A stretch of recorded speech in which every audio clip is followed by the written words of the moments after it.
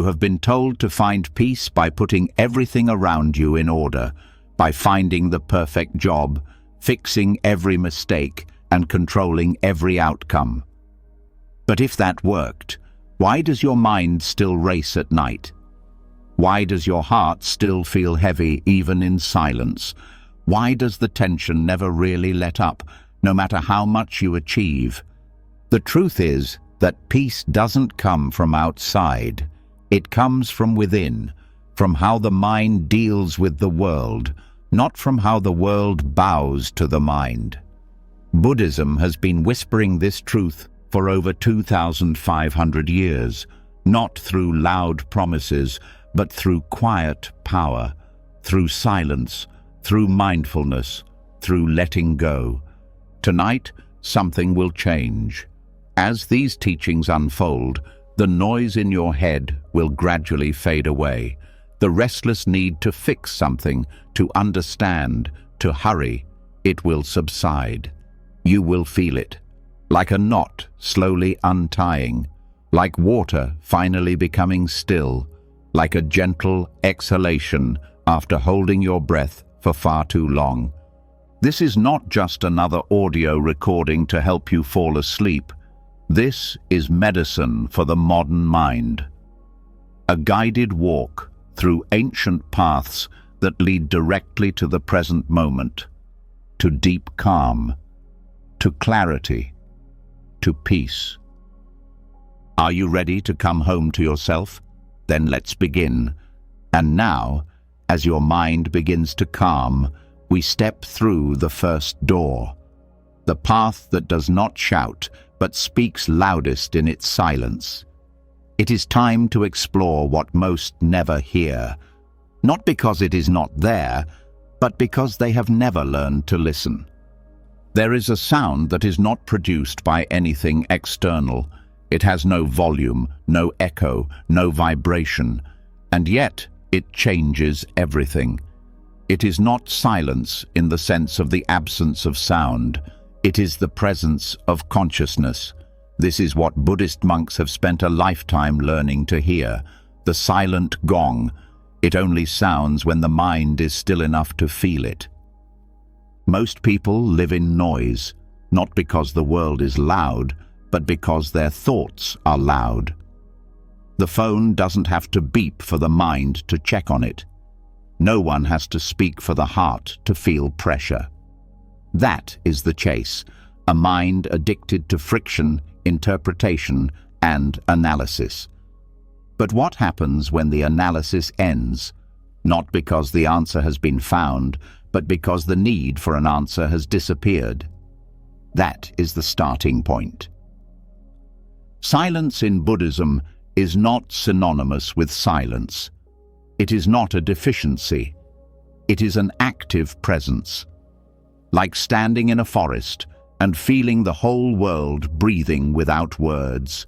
Like when you see a candle flickering in a dark room and realize that the room was never really dark.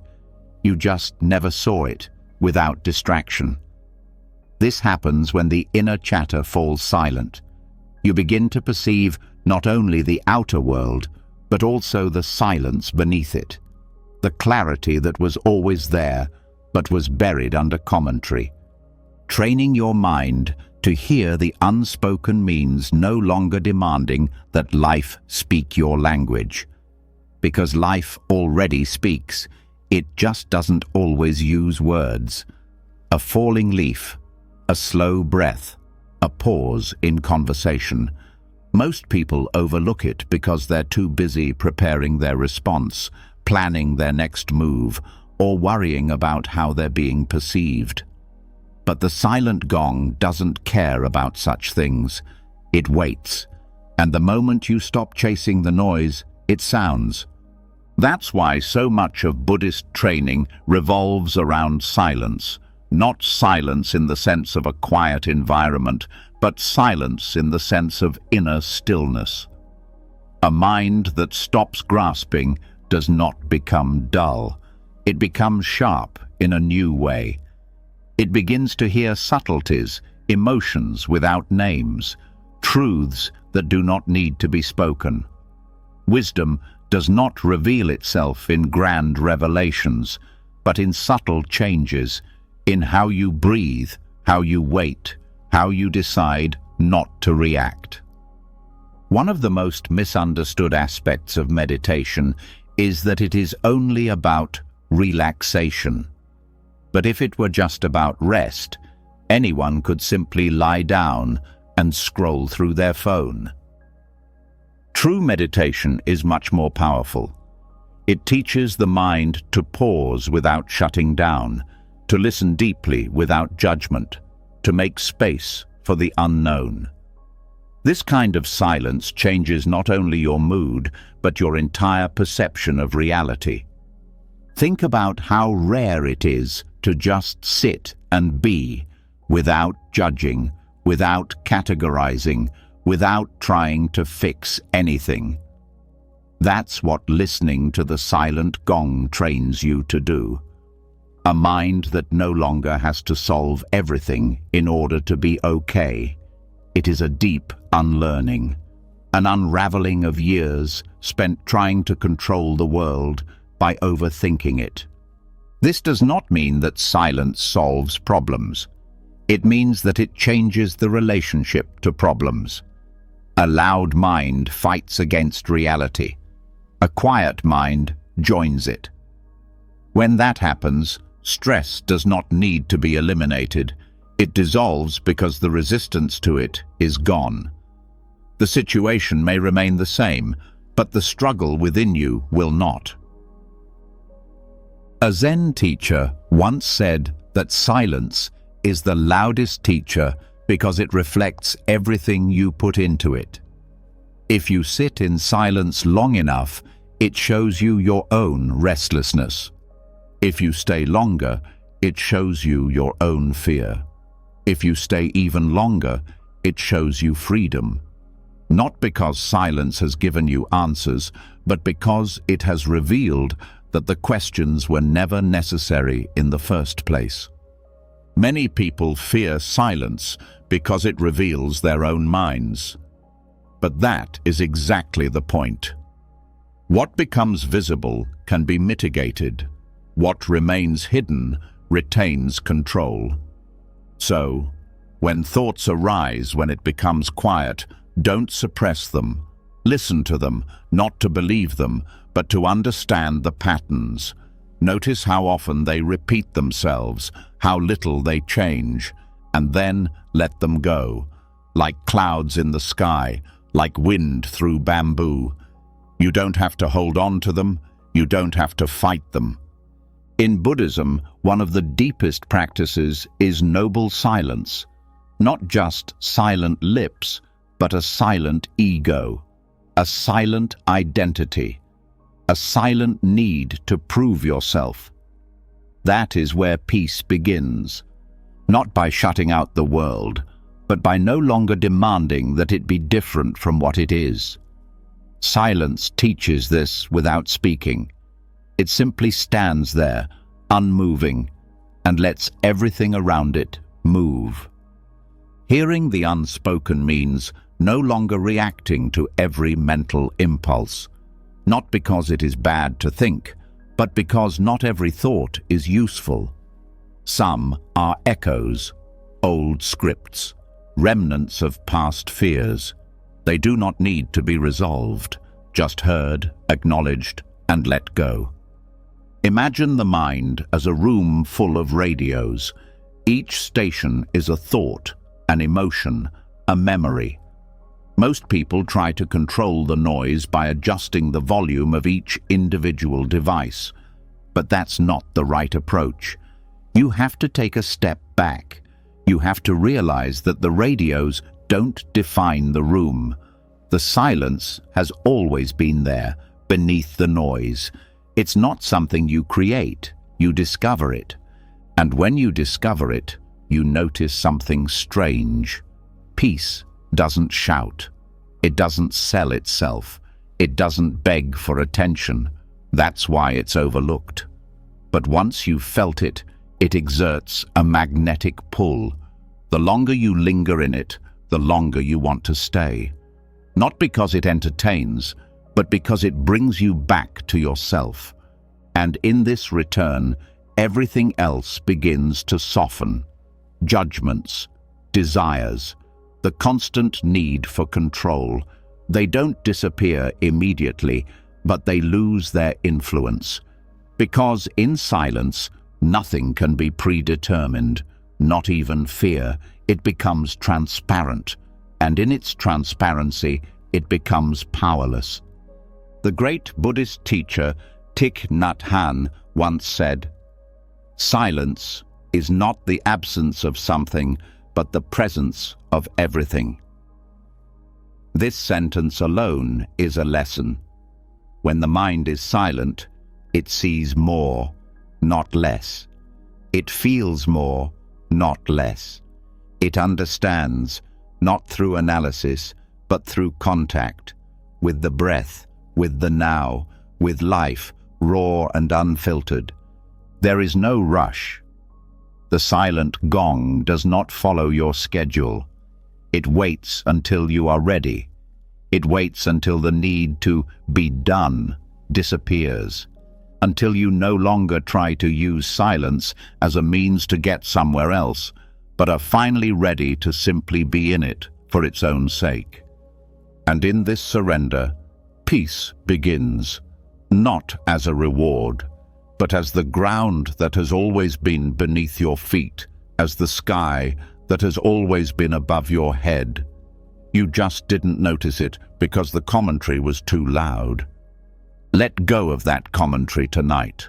Let go of the interpretations. Let the mind listen, not for answers, but for the space where questions dissolve. This space is sacred. This space is clarity. This space is where the silent gong sounds. And now that silence has softened the edges of the mind, we encounter the next storm. Not a storm of noise, but a storm of speed. For after silence comes hustle and bustle, not the hustle and bustle of life itself, but the pressure in the mind to keep up, to fix something, to pursue something, to solve something. The urgency that whispers, "This needs to be done now," even if it's not true. It's time to embrace this illusion and slowly dismantle it. There is a kind of hecticness that does not stem from real danger. It arises from habit, a learned momentum that makes the mind feel like it is always lagging behind, always missing something, always just one task away from peace. This is the illusion of urgency. It feels like the truth, but it is a deception, a mental reflex based on years of reinforcing the idea that value comes from speed, that action is important and stillness is weakness. Buddhism calls this restlessness tanha, a thirst, a craving, not just for things, but for solutions, for next steps, for constant movement. But when this thirst is not questioned, it drives everything. It becomes fuel for brooding, for fear, for burnout. It is the reason why so many people lie in bed, physically still but mentally racing. Not because there is something to do, but because the brain does not know how to stop running. Urgency is often praised in modern culture. Hecticness is glorified. Productivity is revered. But Buddhism quietly contradicts this. It teaches that rushing to act without awareness leads to suffering. It leads to acting out of fear, panic, and the illusion that peace will come when everything is done. But when is that ever the case? Life doesn't pause long enough for that moment to happen. Something new always comes along. Another task, another worry, another demand. This is where the real practice begins, not in doing more, but in believing less. By observing how the mind cries now and gently questioning it. Is this really urgent? What would happen if I didn't react immediately? What if this feeling is not the truth, but only a remnant of years of conditioning? The Buddhist path does not combat urgency with more urgency. It meets it with mindfulness. Just as you observe a wave without trying to run away from it, you just see it building up. You see it passing by, because when you clearly recognize urgency, it reveals itself. Most of the time, it is not a real need. It is just a cycle of pressure, a pattern, a habit of speeding up instead of slowing down. That's why monks walk slowly. That's why rituals are unhurried. That's why tea is sipped, not gulped. Every movement is a message. There is no emergency here. Even when the world is spinning fast, the mind doesn't have to. There is always a choice. You can pause, you can return, you can respond from the center, not from panic. This pause is powerful, not because it changes the outside world, but because it changes your relationship to it. Instead of getting carried away by urgency, the practitioner becomes an observer. They observe the pull, feel the pull, and then they don't move. They are simply there. They simply breathe. In that moment, time expands.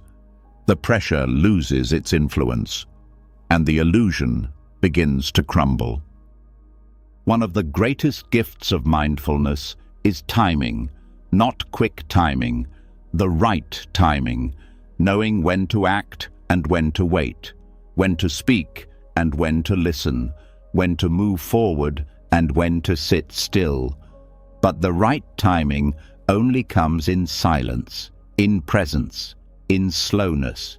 That is what takes away the urgency, the ability to discern. The next time urgency constricts your chest or clenches your jaw, pause, just for a moment.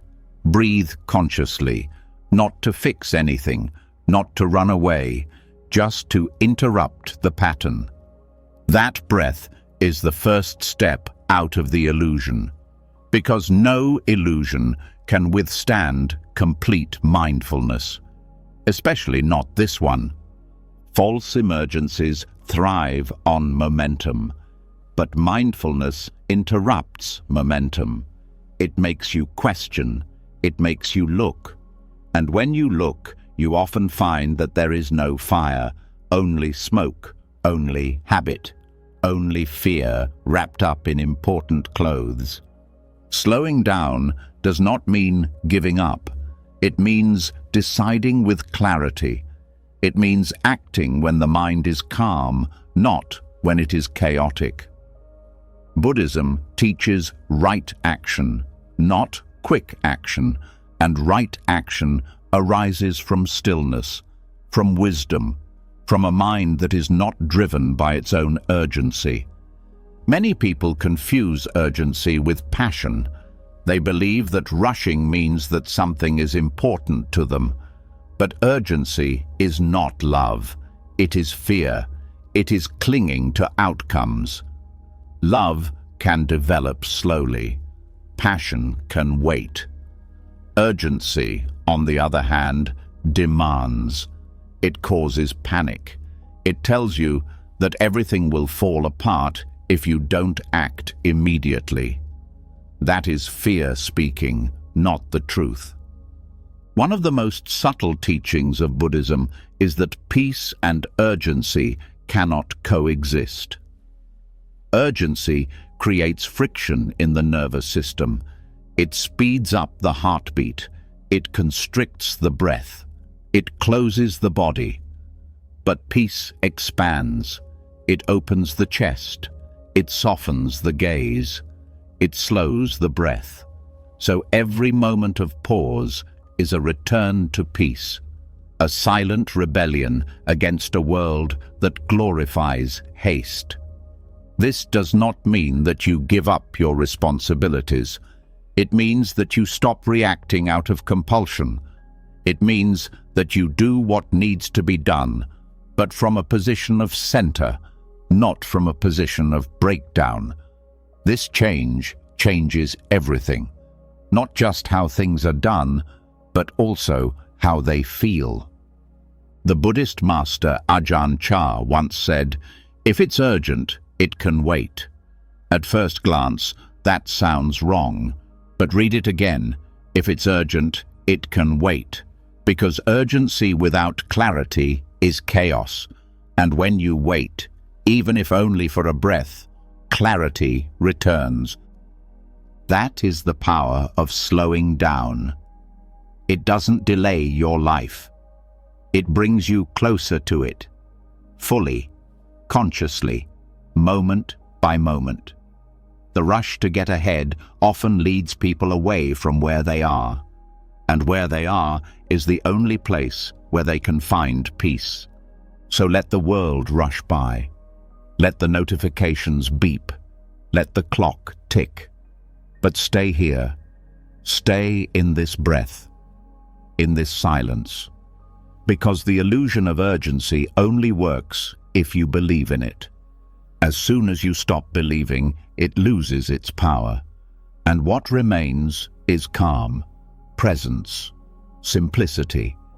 Some monks say that time bends around consciousness, that time slows down when the mind is still, and in this slowness, things become clear, decisions become easier, the heart speaks louder, the body softens, and life, instead of rushing by, becomes tangible. This is the calm amid the pressure, the silence that does not wait for peace, but brings it, right here, right now, not by escaping the urgency, but by seeing through it, like fog that disappears in the morning light. So tonight, let every urge to rush arise, and then let it pass. Don't follow it. Don't fight it. Just observe it. Let it pass. The breath remains. The moment remains. That is real. That is where peace resides. And from here, the next step will come. Not because it has to, but because it is true. Now that the grip of urgency has loosened and the breath is no longer chasing time, the mind stands on the edge of a deeper freedom. A kind of freedom that comes not from doing less, but from holding on to less.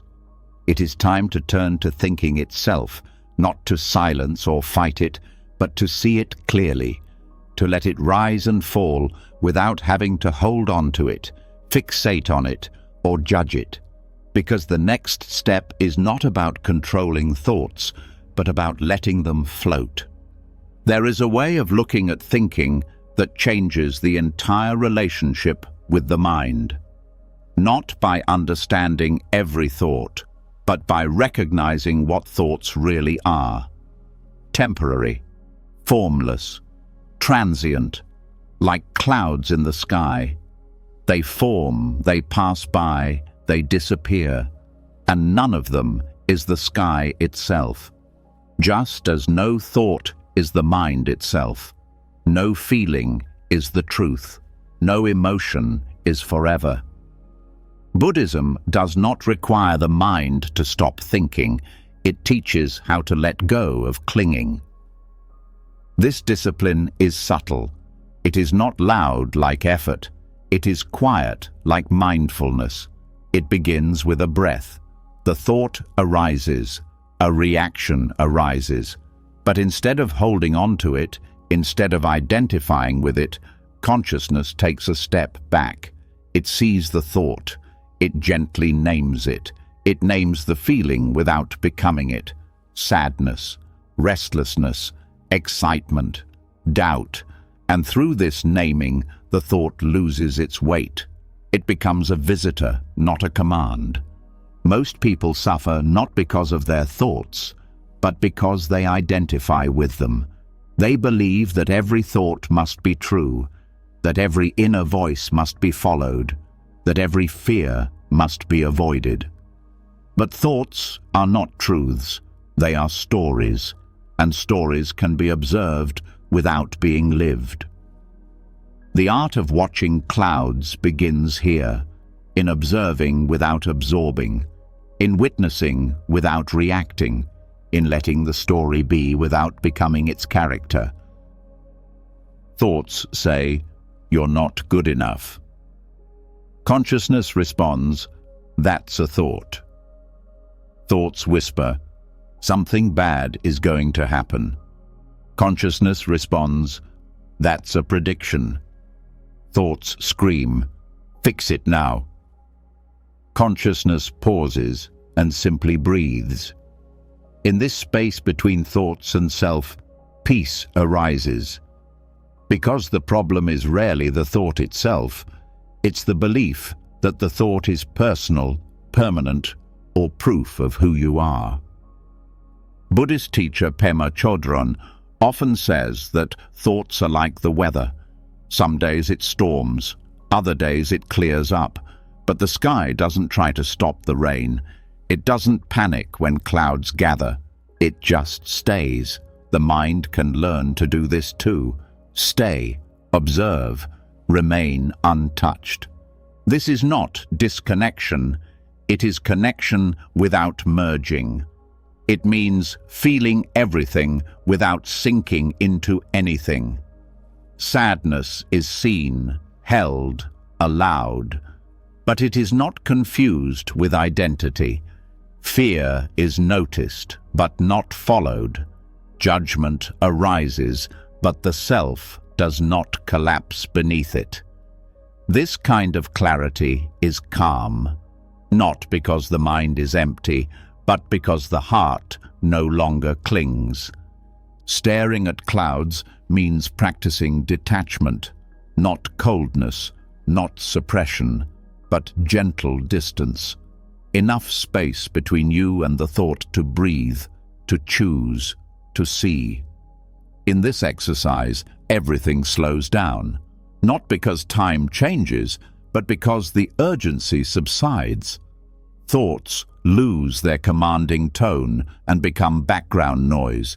You hear them, but you don't have to respond. Even helpful thoughts can become cages if you cling to them too much. I must be wise. I should be better. This shouldn't happen. These are the clouds shaped like targets. They seem positive, but they still obscure the sky. Buddhism does not teach us to cling to good thoughts instead of bad ones. It teaches freedom from both, because freedom does not mean choosing better chains. It means walking without chains at all. This exercise deepens when done in silence. Sit, observe. Don't chase after thoughts. Don't push them away. Let them come, let them go. Feel the rhythm of the mind without changing it. Thoughts will cry out for attention. Some will beg for a solution. Others will tempt you with stories of success or doom. Let them all speak, and let them pass. Eventually, something calm begins to emerge beneath it all. A silence that was always there but never noticed. Not because it was missing, but because attention was always elsewhere. This silence does not demand loyalty. It does not need to be defended. It is simply there, like the space around the clouds, like the sky that never moves. The art of non-attachment reveals this, that thoughts are not enemies and silence is not failure. Letting go of thoughts does not mean losing your mind. It means returning to it. Seeing clearly without commenting, living without being pulled in all directions. Even when thoughts are loud, presence can be louder. Not in volume, but in stability. The Buddha once said, "You are not your thoughts." And only when you feel this, not just know it, does true peace begin. Because when the observer awakens, the story loses control. And when the story loses control, suffering disappears. Not immediately, but reliably, like fog dissolving in sunlight. Training in this way does not mean that thoughts stop. They still arise, but you no longer become them. Anger may arise, but it does not take control. Worries may arise, but they do not paralyze you. Jealousy may whisper, but it does not define you, because you are no longer in the thoughts, you are in the observation, in the vastness, in freedom. This discipline is available at any time, in the middle of a crowd, in the middle of an argument, in the middle of a racing heart. Pause. Feel your breath. Observe how the mind moves. Don't intervene. Just be a witness. That is the art. That is liberation. Even in sleep, the mind floats. Dreams are thoughts in costumes, but the observer can remain still even then. And as this awareness grows stronger, the inner weather plays an increasingly minor role. It rains, it clears up, but the peace remains, not because the conditions are perfect, but because you remember the sky. Now that thoughts are seen as passing clouds and the sky of consciousness begins to expand, something even deeper stirs. It is the moment itself, not as an idea, not as a backdrop, but as something sacred. And the way to encounter it is not through violence, it is through reverence, through an inner bow, not out of submission, but out of silence. Because when the grip on control loosens, presence does not disappear, it deepens. There is a habit built into the human mind: control. Control over results, over perception, over others, over oneself. It starts early and becomes invisible. People learn to predict, prevent, and prepare for what could go wrong. But what no one teaches is that most suffering arises precisely from this attempt to control something that was never meant to be controlled. The Buddhist path does not punish this instinct, it softens it, and it does not replace control with chaos, but with reverence. Bowing to the moment is not a ritual gesture. It is a mental attitude, a way of approaching life without armor, showing up without demanding that it change. It is the gentlest form of strength, the kind that does not break in the wind, but bends with grace. And in this bow, something old is remembered, that humility is not weakness, it is clarity. The kind of clarity that comes when you stop fighting reality and start accepting it. Control narrows your view. It turns every moment into a problem to be solved. It filters life through expectations, but awe expands your consciousness. It lets the moment speak, not in words, but in presence. A single breath, a pause in conversation, the feeling of the ground beneath your bare feet. These are not coincidences. They are invitations. And when you meet them with reverence, they become lessons. The reason most people miss the present moment is not because it is hidden. It is because it is judged. It comes, and the mind immediately evaluates it. Is this good or bad? Useful or useless? Does this serve my purpose? But bowing means none of that. Bowing is what happens when the moment no longer has to earn its place. It is allowed, fully and completely, even when it is difficult, especially when it is difficult. Buddhist teacher Jack Cornfield once said, "Peace comes when our hearts are open to everything that is." That is the essence of bowing. Not liking everything, not agreeing with everything, but being open to it. letting the moment be what it is before trying to shape it, because every moment has its own nature, its own flavor. Some are warm, some are sharp, some are confusing, but each one, when encountered without resistance, becomes a gateway to stillness. In practice, this means tempering the need to control, steer conversations, correct others, and predict outcomes. It means noticing the tiny reactions, the urge to correct, defend, interrupt, and instead to breathe, to wait, to listen. Bowing is silence where there used to be reaction, space where there used to be conflict, compassion where resistance used to grow. This change does not mean passivity. It means responsiveness instead of reactivity. It means choosing presence instead of panic. And this choice can only arise when awe is felt, not as an idea, but as a lived experience. A quiet awe for the now, a trust that even this, whatever this is, belongs. Control says, that shouldn't happen. Reverence says, that is happening. And in this simple shift, the heart stops tensing up. The mind stops spinning. Life is allowed to unfold, not perfectly, but authentically. Here, the storm calms down, not because the wind dies down, but because the mind bends instead of fighting the weather. Think about how often control masquerades as caring. Parents who control everything out of love. The boss who dominates out of fear. The friend who gives advice before listening. All of this starts with good intentions, but they miss the moment. Reverence does the opposite.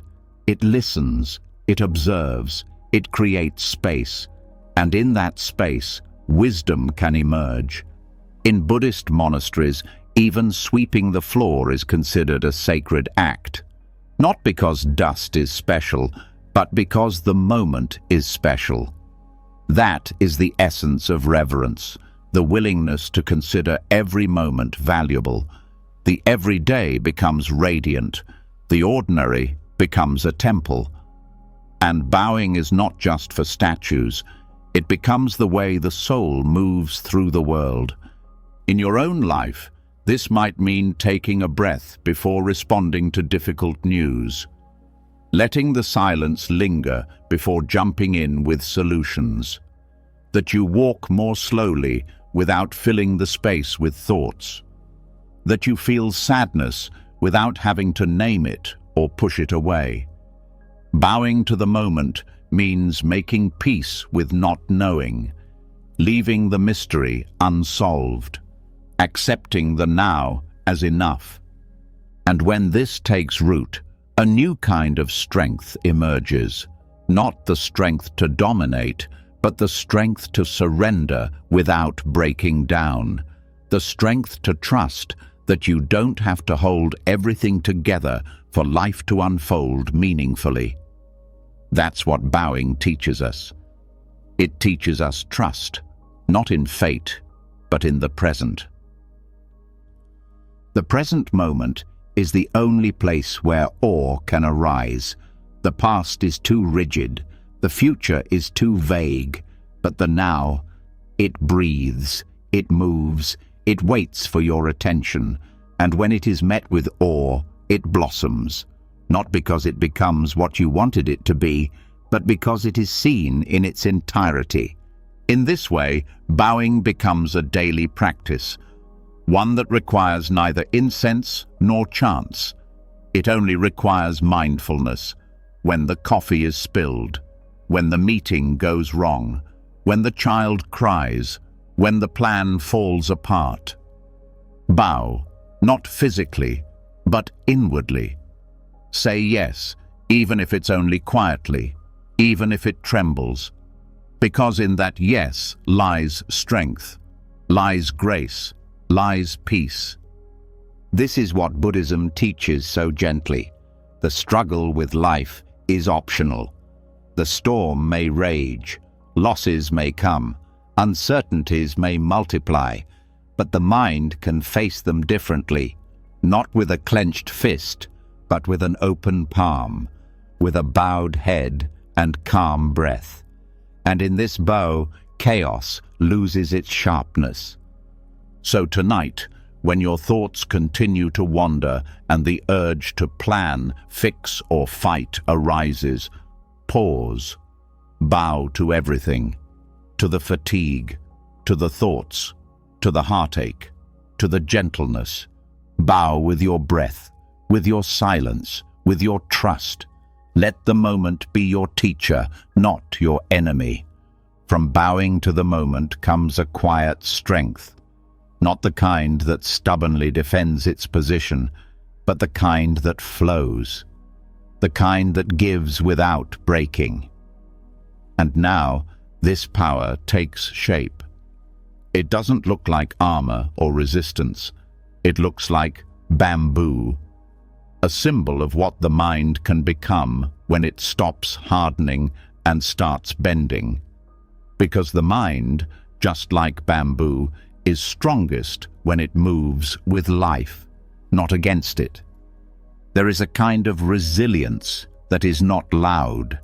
It does not dominate or coerce. It does not destroy what stands in its way. It absorbs, it changes, it bends. This is the principle of bamboo, the wisdom of non-resistance. Here, strength is not measured by how much is controlled, but by how much is accepted without losing balance. Bamboo does not break in a storm because it knows how to yield. It sways, it adapts, it lets the wind blow through it instead of fighting against it. And that is exactly what the mind can learn. When emotions run high, when plans fail, when someone else's anger threatens your peace. There is another way, a gentler way, a way that requires no retreat or submission, but presence without resistance. In Buddhism, non-resistance is not passivity. It is aliveness. It is complete contact with reality as it is, not as the mind wants it to be. It is not about agreeing with everything. It's about remaining balanced in everything. And just like bamboo, the mind becomes unbreakable when it learns to bend. Every time something difficult happens, there is a choice. Resist and feel the burden of the struggle, or bend and feel the change in your inner space. The discomfort may still be there. The situation may not change, but your relationship to it changes. What once felt like pressure becomes a teacher, not because the pain has disappeared, but because the mind has stopped resisting. This change does not require perfection. It starts small, a moment of tension in traffic, a disagreement at work, an unexpected change of plans. These are not interruptions, they are invitations. Each one asks, will you stiffen or will you soften? Will you break or will you bend? Giving in does not mean losing yourself. It means finding your way back to yourself. Letting go of the false identities that say, I must always be right. I must always be in control. I must never feel uncomfortable. These are the fragile parts of the mind, the parts that break when faced with challenges. But the deeper self, the one that observes without attachment, this self is flexible. This self bends like bamboo. Flexibility also means letting go of rigid schedules.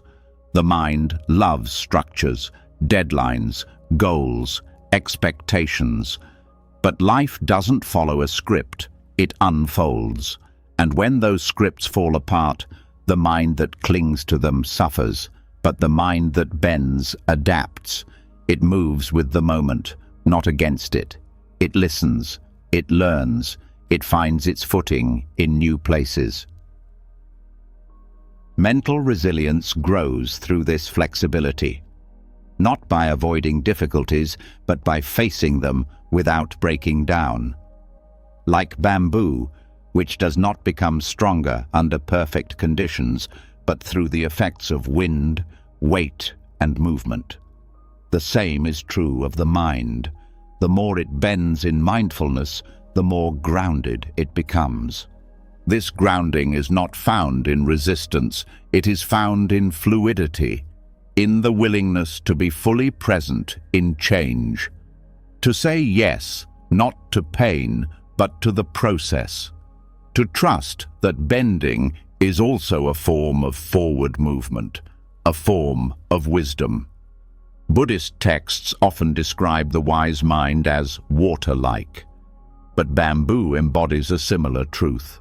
Both adapt, both flow, both maintain their shape not through force, but through harmony with their environment.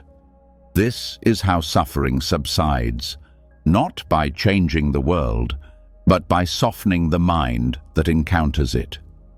Living the bamboo principle means ceasing to demand that things go a certain way. It means learning to respond rather than react, to turn without panicking, to remain rooted without becoming rigid. And you can practice this every day in the way you listen, the way you forgive, the way you pause before you respond. Letting go of resistance also means letting go of judgments. The mind that resists often judges harshly. It wants certainty. It wants everything to be named, categorized, and resolved. But the mind that bends does not have to jump to conclusions. It can live with the unknown. It can allow paradoxes. It can be still in the face of complexity. This makes it resilient. There is a saying in Zen, "Let the muddy water settle, then it will become clear." But the water does not settle by force. It settles when you leave it alone. The same is true of the mind. When it stops trying to control every wave, it begins to reflect. It becomes clear, calm, strong in its silence. Adapting to reality also means forgiving yourself. Perfectionism is a form of inner resistance. It constricts the breath. It narrows the focus. It creates a constant feeling of not being good enough. Self-compassion, on the other hand, reverses this narrative. It says, "This moment is enough. I am enough." And in this relaxation, energy is released. Peace returns. Strength is not found in those who stand still. It is found in those who move wisely, those who dance with difficulties, those who prefer grace to gritting their teeth. And once you make that decision, it becomes a habit, a way of being, a deeper kind of strength. This principle even applies to grief. Grief is not a wave that must be resisted. It is a flood that must be bowed to. You let it flow through you without drowning. You feel the weight of the loss without hardening your heart. The spirit that bows in grief remains human. It remains kind, and with time, it begins to heal. When fear arises, the bamboo spirit does not fight it. It observes, it breathes, it allows the tension to be there without feeding it. This changes the entire nervous system, from reaction to regulation, from tension to openness. And this openness, practiced again and again, becomes a basic attitude. It's not about never falling. It's about not breaking when you fall. That is the gift of this practice, a life that feels less like a struggle and more like a river, flowing through experiences, meeting every turn with curiosity, not control, meeting every moment with grace, not clinging. Tonight, Let your body relax into this truth. Let your breath flow without effort. Let your mind bend gently with each new thought, each feeling, each sensation. No resistance, no pushing, just bending, just breathing. When the mind learns to bend like bamboo, a deeper power unfolds, not only in the way thoughts are encountered, but also in the way the body is perceived. For beneath the hustle and bustle of the mind, beneath the whirlwind of emotions, there is something even more stable. The body, the breath, the ground beneath your feet. And when consciousness finally sinks down to this foundation, everything begins to calm down, not through thoughts, but through sensations. Here we touch the earth within ourselves. There is a silent intelligence in the body that speaks long before the mind understands. It does not use words, it does not argue, it does not explain. It feels, it senses, it sends signals. Most people are so caught up in their heads that they cannot hear this language. But Buddhism teaches that the body is not a distraction from meditation. It is a gateway, a path to stillness that requires no solution, only feeling. The practice of somatic mindfulness means shifting your attention downward, away from the story and toward the breath, away from explanation and toward the pulse. It means feeling your feet as you stand, noticing the heaviness in your hands, listening to the subtle vibrations in your chest when you are sad, calm, or afraid. These are not just signals, they are anchors. And when the mind is racing, anchoring yourself in your body is the way home. This awareness does not have to be dramatic. It starts small. Feel the contact between your back and the chair, the feeling of the air touching your face, the pressure where your body touches the floor. These are not things you normally think about, but they are always there, always speaking in the silence. When you listen, the mind begins to slow down, not because it is told to, but because it finally has something solid to rest on. Many Buddhist traditions emphasize mindfulness of the body for this reason. Thoughts are fast, but the body is constant. Thoughts jump back and forth between timelines. They live in the past and race into the future. But the body lives in the now, right now. And when you feel it, really feel it, the nervous system responds. The heartbeat slows down.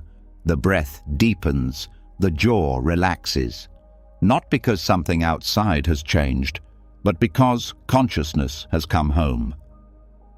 Touching the earth within yourself means remembering that safety was never part of the plan, but always lies in the present. That peace is not found in control, but in connection. The ground does not argue with the sky. It simply holds everything.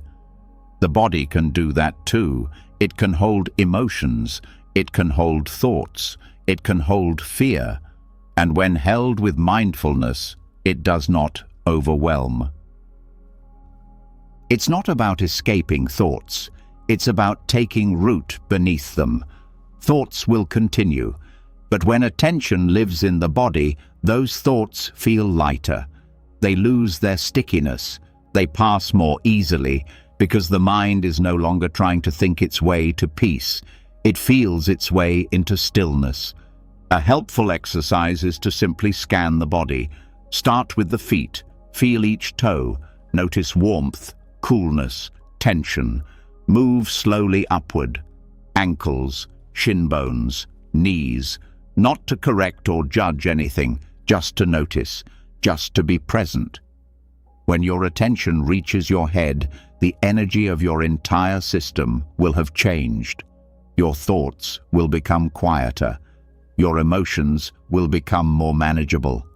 Your mind will feel less like a storm and more like the sky again.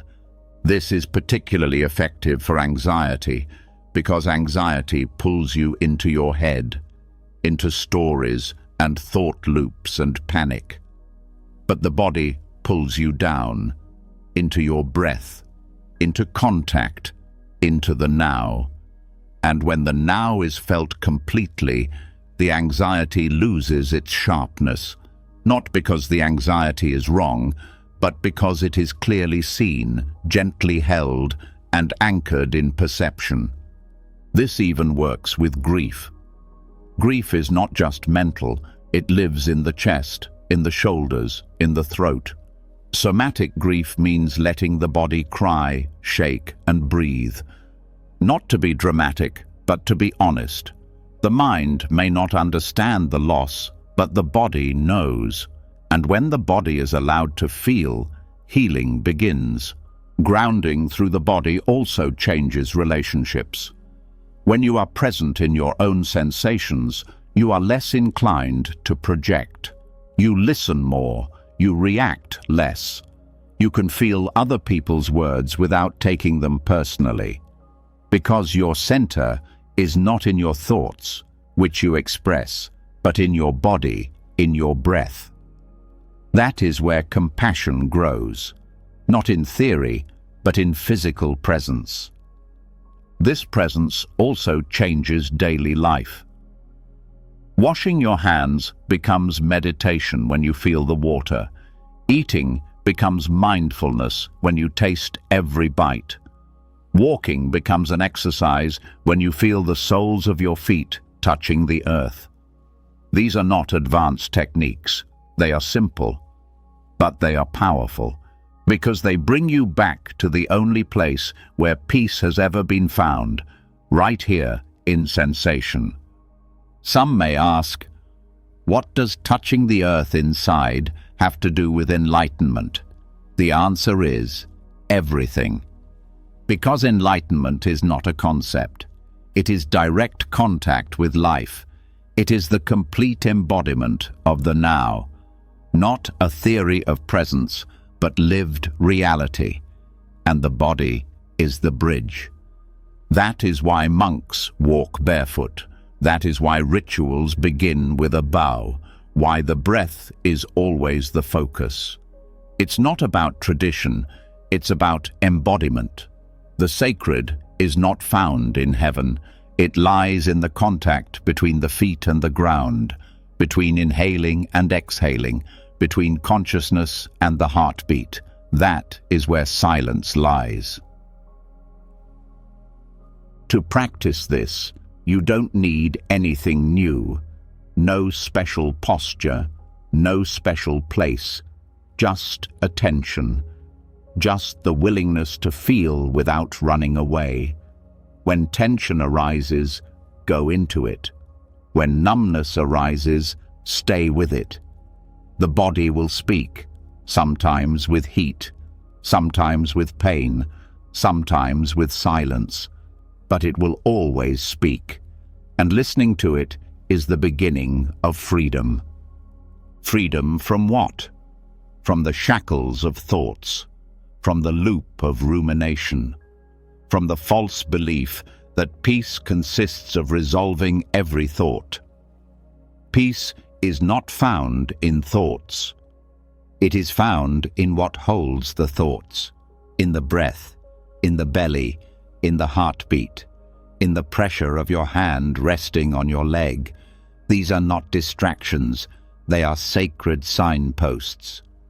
Let this awareness grow slowly. There is no need to rush.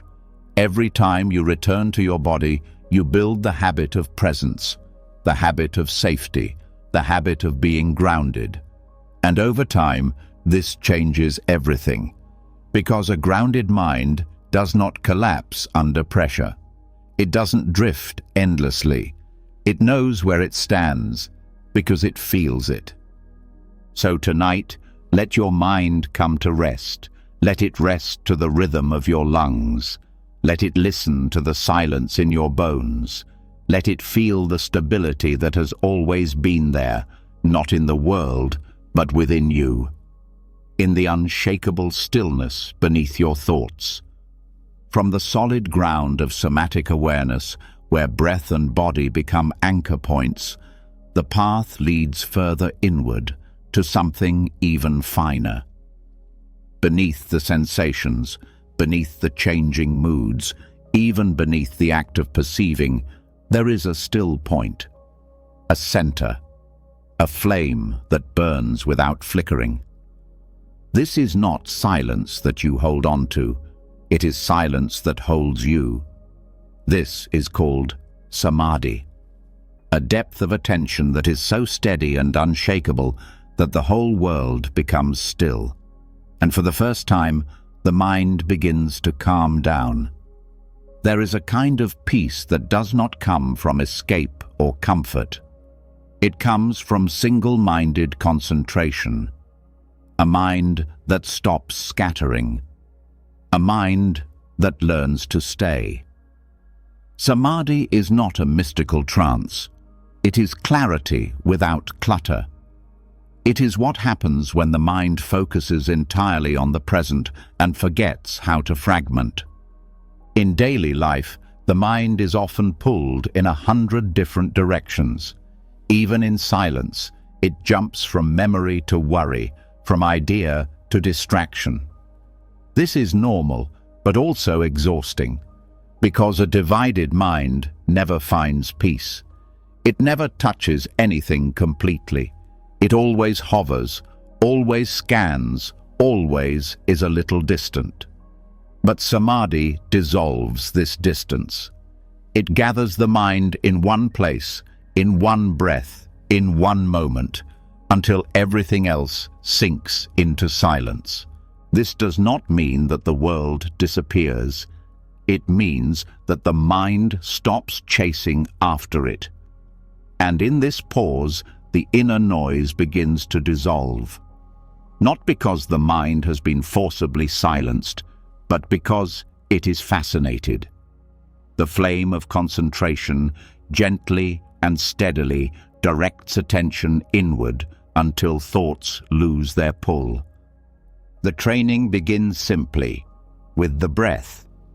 Notice the inhalation. Feel the exhalation.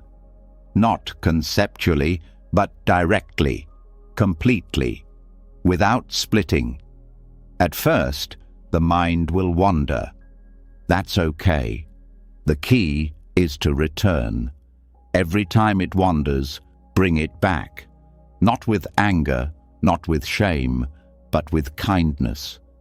The exercise is not about remaining perfect. The exercise is about returning again and again until remaining becomes natural.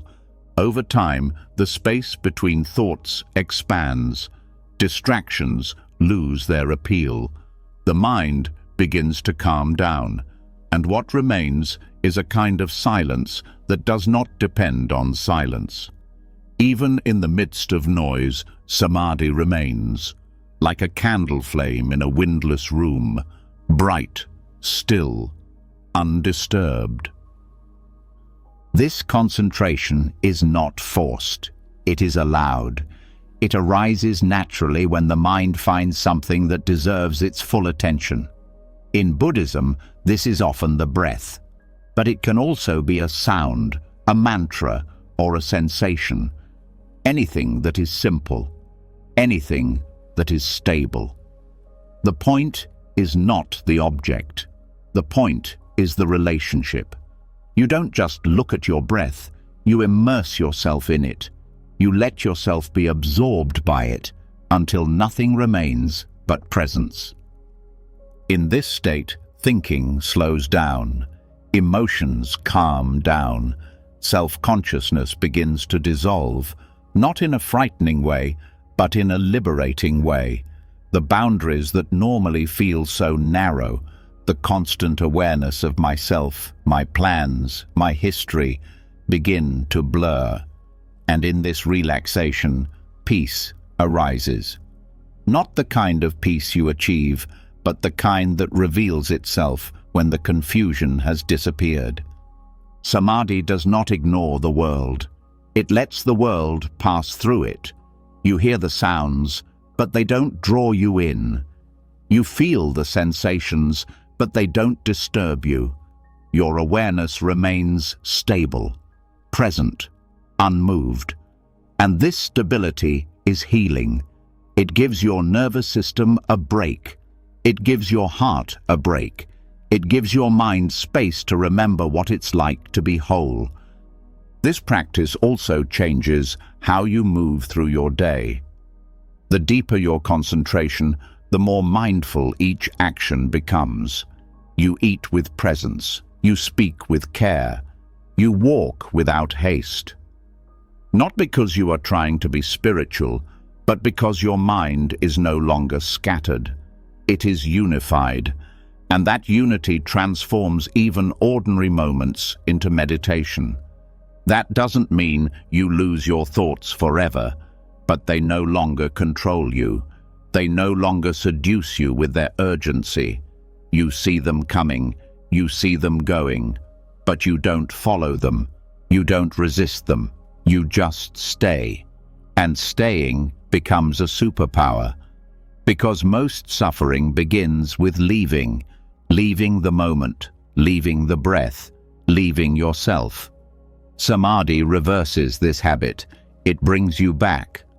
One of the profound effects of this is how it changes perception. Without mental noise, everything becomes clearer. Colors are brighter. Sounds are clearer. Sensations become more intense. Even emotions, when they arise, are felt more deeply, but with less pain. Because you are not entangled in them, you observe from a place of stillness, and this observation changes everything. In Buddhist teachings, Samadhi is part of a three-part path: ethics, concentration, and wisdom. Concentration is the middle part, the bridge. Without it, wisdom is intellectual. With it, wisdom becomes experience. You don't just know that attachment causes suffering. You feel how holding on disturbs your focus. You don't just believe in impermanence. You see how every breath disappears before you can hold on to it. The candle flame that does not flicker becomes a metaphor for this mind, a mind so stable that nothing can shake it, not because it is armored, but because it is rooted, because it has nothing to defend, no history to protect, no need to flee. It is simply, and in this being, truth appears. To deepen this practice, let your breath be your teacher. Let the rhythm guide you, not as a technique, but as a refuge. Each inhalation is a return. Each exhalation is a letting go. You don't have to try hard. You don't have to hold on to anything. Just stay with it. Let yourself be drawn inward, past the surface tension of the day, into the still core beneath. And when the mind wanders, return. When emotions arise, stay. When thoughts cry out for attention, listen, and then come back. The power lies in the return.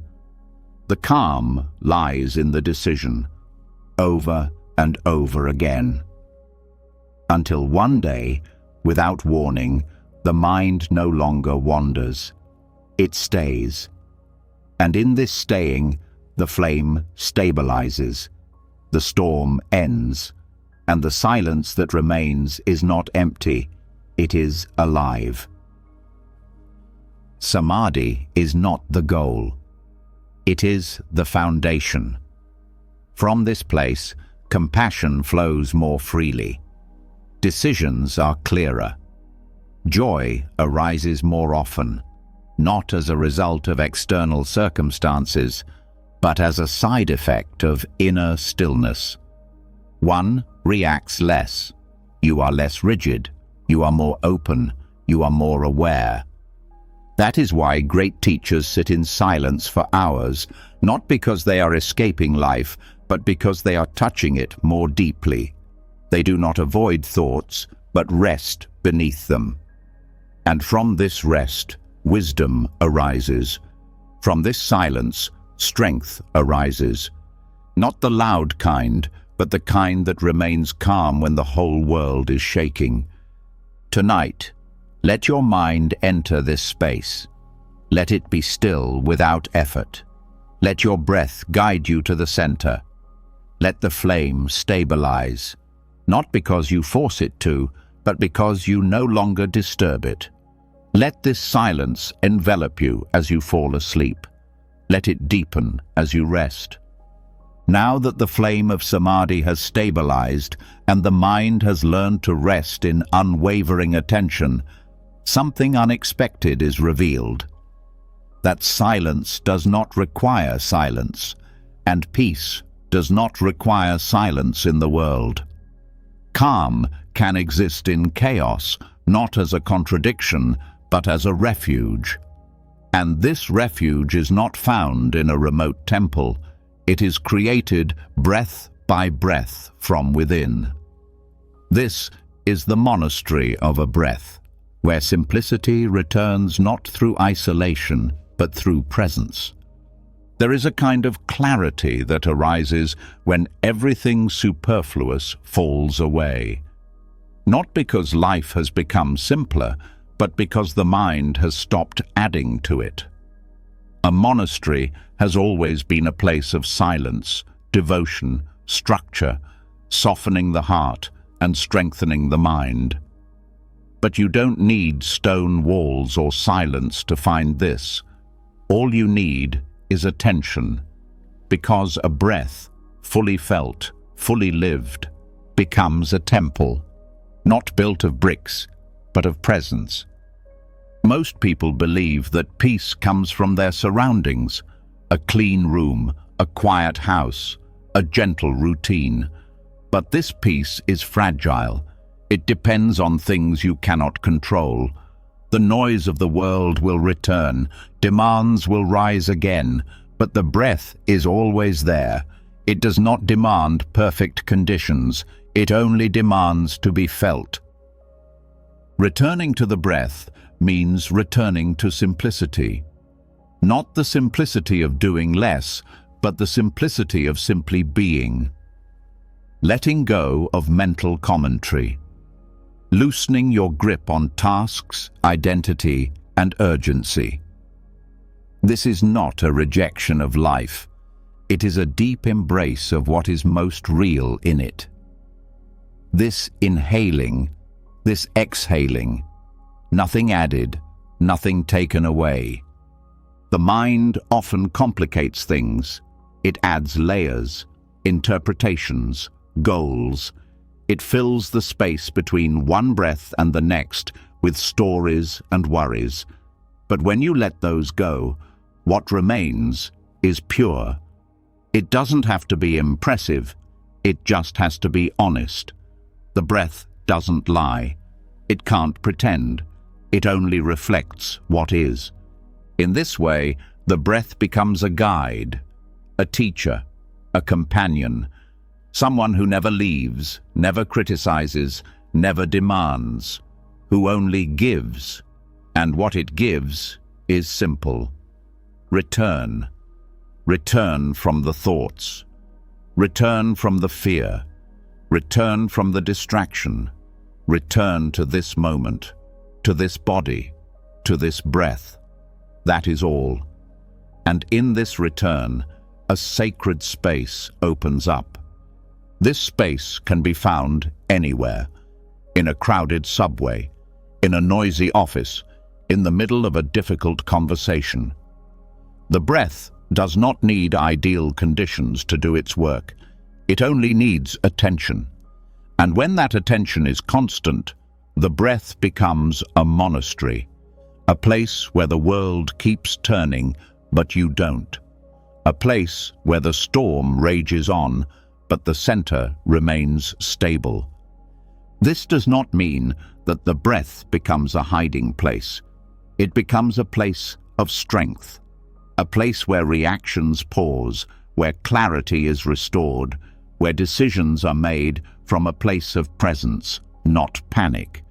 It is the place you retreat to, not to escape life, but to encounter it more fully, without the noise, without the spinning and turning, without the endless grasping. You can return to this inner monastery in seconds. One breath. That's all it takes. One conscious inhalation, one slow exhalation. Not to achieve anything, but to remember. To remember that peace is not lost. It is only hidden, and the breath reveals it. Over time, this practice changes your relationship with discomfort. You no longer need the moment to be peaceful, because your peace no longer depends on pleasure. It depends on your presence. The breath becomes a friend in fear, a balm in sadness, an anchor in overwhelm. Not by changing the outside world, but by changing how you encounter it. The beauty of this exercise is its accessibility. You don't need long hours. You don't need the right posture. You don't even need silence, just attention, just the willingness to stop running away, to stop trying to be better, to stop trying so hard to fix something, and instead to feel, to stay, to breathe. This is where healing begins. Not by solving everything, but by being with what is, without resistance. The breath teaches this in a gentle way. Every inhalation opens, every exhalation lets go, and together they create a rhythm, a home, a refuge. Monks may live in stone monasteries, but everyone carries a monastery within themselves, built from mindfulness, supported by simplicity, protected by the breath. And no one can take it away from you. Not noise, not fear, not stress, because it is not outside of you. It is you, the part of you that does not move, that does not rush, that needs nothing more than what is. This way of life transforms ordinary life into a sacred practice. Washing dishes, driving a car, sitting in a waiting room, these become moments of presence, opportunities to return. Each one is a door. Each one is a chance to pause, breathe, and remember, you are already home. This home cannot be destroyed. It cannot be burned. It cannot be stolen, because it was never built from things. It was built from awareness, from silence, from the willingness to stop running and start listening. And the breath is the key, not only to peace, but to truth. The truth that nothing needs to change for peace to arise. That even in grief, under pressure, in uncertainty, there is a place that is untouched. A place where the breath flows freely, where the heart opens gently, where the mind bows to the now. Make this your path. A rhythm of return, a habit of quiet awareness, to a life lived not in flight, but in familiarity with every breath. This is what the monastery of one breath offers. Not an escape from the world, but a deeper entry into it. Completely present, deeply alive. Calm in the storm, not because the storm is over, but because you have stopped looking outside yourself for protection. From the simplicity of a breath in which calm arises without walls, we arrive at a truth that is hidden from our eyes. Tension is not always loud. It is not always in the body. Sometimes it lies in our way of thinking, in how tightly we hold on to what we think should happen, in our attachment to ideas, people, fears, and outcomes. And just like a clenched fist, This mental grip tires us without pause. Tonight, we open that fist, not with force, but with understanding, because when we let go, true relaxation begins. There is a difference between effort and tension. Effort moves, it flows, it adapts, but tension clings, it blocks, it narrows consciousness to a fixed point. This must happen. This must not change. This must be fixed. These beliefs do not always cry out loudly, but they live beneath the surface, fueling fears, creating pressure, and making peace impossible. Buddhism does not say to stop caring. It teaches how to care without clinging. Clinging is subtle. It hides in the desire for things to go a certain way. It hides in the fear of loss, in the need for control, in the refusal to let moments pass. It shows up in thoughts like, "What if this ends?" or "What if I fail?" or "Why did they say that?" These questions sound normal, but they are stuck. They hold on. They trap. And when the mind is trapped, it cannot rest. The path to peace begins with recognizing these little thought fists, not to shame them, not to fight them, but to see them clearly, to gently ask, "Is this holding on?" And if the answer is yes, then breathe and relax and let go. Letting go doesn't mean losing. It means choosing peace over pressure. It's realizing that most of what we pursue, most of what we hold on to, is made up of thoughts. It's not solid. It's not permanent. And even if we held on to it more tightly, that wouldn't guarantee anything. Control doesn't protect. It just exhausts. That doesn't mean giving up. It means relaxing into what cannot be forced. Life does not respond to holding on. It responds to openness. Remember that a clenched hand cannot receive anything. It cannot hold anything gently.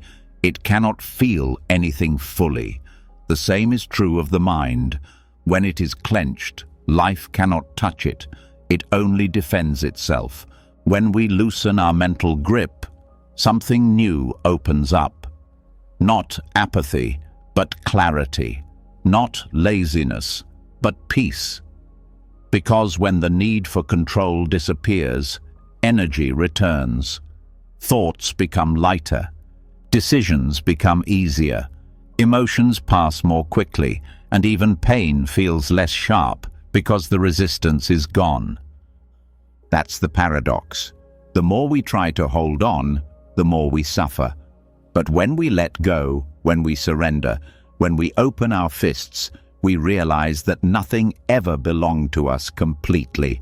Not people, not plans, not even peace. These are experiences, not possessions. And when they are experienced freely, they nourish us. When we cling to them, they drain us. Not holding on does not mean indifference. It means intimacy without possession. Being fully present with what is, while allowing it to change.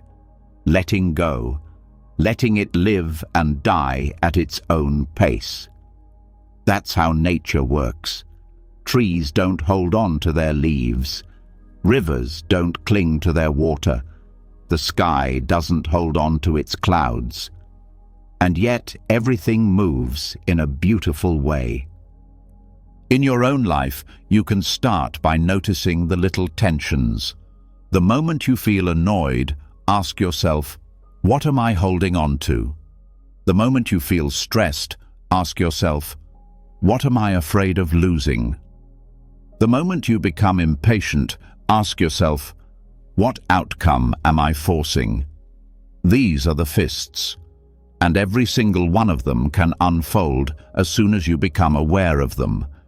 Letting go also means letting go of self-images. Ideas such as, I am someone who, or "They always do that to me." These stories create walls. They don't protect the self, they isolate it, and they increase the pressure to be consistent, to be right, to be recognized. But none of that brings peace. Peace comes from flexibility, from the ability to experience each moment without carrying the past with you. The teachings of Buddha often speak of desire, not only for things, but also for identity, for consistency, for certainty. But life is change, it is movement, it is unpredictability, and every attempt to hold on to it is like holding water in your hands. The harder you squeeze, the less you have. Opening your mental fist is also a way to let go of regret. Regret is just holding on to another moment, trying to hold on to something that has already passed. But the past does not need to be held onto. It needs to be appreciated. You have to learn from it, and then leave it behind. Like a boat that has carried you across the river, but cannot follow you to the shore. The same gentleness applies to relationships. Holding on manifests itself in the need to be understood, to be loved in a certain way, to always be seen in the best light. But none of that can be guaranteed. People see what they see, they change, they forget. And when you let go of how they should be, love becomes freer, lighter. It's less about control and more about presence. Even the desire for enlightenment can become a fist, a clinging to spiritual identity, a subtle pressure to be more peaceful, more alert, more detached. But this pressure is just another form of self-expression. True peace arises when the searching subsides, when presence is enough, when the journey is not about getting somewhere else, but about accepting this moment as enough. Let your breath show you how to do that tonight. Each breath fills your hand. Each exhalation opens it. No pushing, no pulling, just presence. The body knows how to let go. The mind just has to follow. Letting go is a skill. It takes practice. But every time you do it, you feel a freedom that no possession can offer. The freedom of a mind no longer burdened by needs, by holding on, by proving. And that freedom becomes its own reward, its own quiet joy. From here, everything changes, not because the world is different, but because the one who sees it has become softer, more spacious, less fearful. Now that the fist has opened and the tension of holding on has eased, there is space, a quiet space, not filled with goals or answers, but with possibilities. And in this space, something unexpected becomes valuable. Not more knowledge, not more plans, not more certainty, but the absence of all these things. Emptiness. Not as emptiness, but as a kind of wisdom. The kind that listens instead of speaking, the kind that receives instead of chasing. Tonight, we sit with the image of the empty bowl in front of us, not as something waiting to be filled, but as a form of calm in itself. In Buddhist tradition, the begging bowl is not just a practical object, it is a symbol of a receptive mind, a mind that does not approach life with demands, but with openness. The monk walks with a bowl, not to take, but to allow, to receive without compulsion, to accept what is offered and move on when there is nothing there. This kind of mind, a gently held bowl, open to whatever comes, is the foundation of inner peace. The problem is that most minds are not empty bowls. They are already full. full of assumptions, conclusions, intentions, opinions, full of desires for things to be a certain way, full of reactions that are charged even before the moment begins. And a full vessel cannot receive anything. It has no room. Even when peace is offered, when clarity knocks, when insight whispers, the full mind misses it, because there is no room. Practicing inner receptivity means starting with emptiness, not by force, but by loosening your grip on knowledge.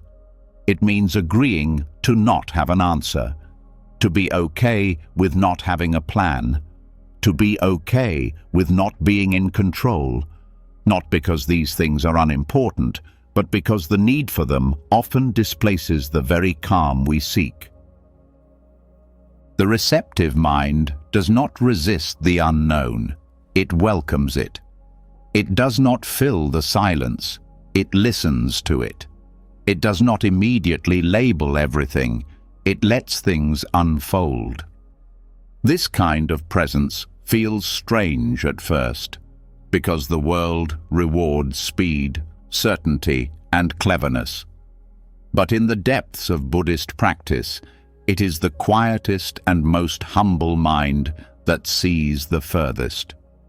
This does not mean becoming passive. Receptivity is active. It requires mindfulness. It requires sensitivity. It requires a willingness to remain present with what is, even if it is unpleasant, even if it does not yet make sense. Because some truths do not come as explanations. They come as silence, as a change in breath, as a softening of judgment. The empty bowl is also a teacher of humility. Being receptive means admitting that you don't know something, that you are not always right, that your own perspective may be incomplete. And instead of being a weakness, this becomes a strength, because the empty bowl can always be filled, the full one cannot. In your own life, this exercise begins by observing how quickly your mind jumps to conclusions.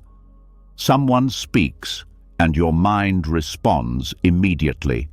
A problem arises, and the solution comes right away.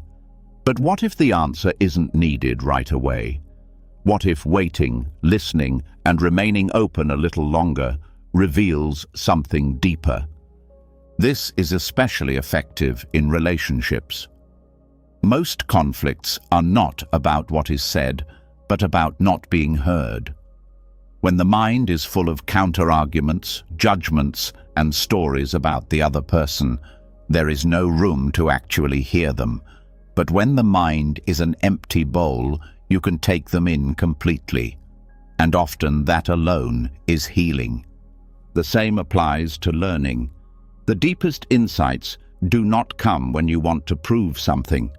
They come when you are deeply curious, when you linger in uncertainty long enough for a new perspective to emerge. And this kind of learning is not loud. It is quiet.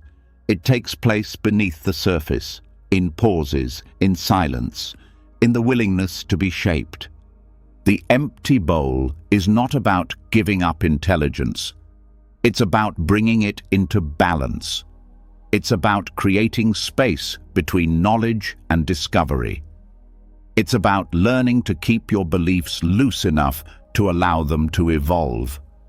This kind of expansiveness is not only intellectual, but also emotional. Because when the bowl is empty, there is more room for compassion, for nuances, for patience. A closed mind says, "I've seen that before." An open mind says, "Let me see that again with fresh eyes." And in this seeing, things are no longer filtered through assumptions.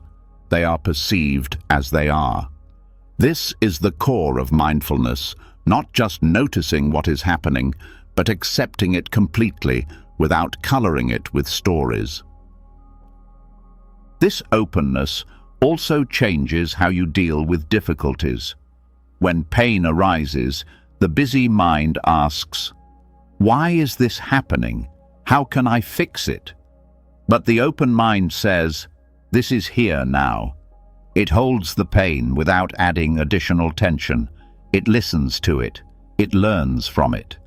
And sometimes in this spaciousness, the pain subsides on its own. Even creativity arises from this emptiness.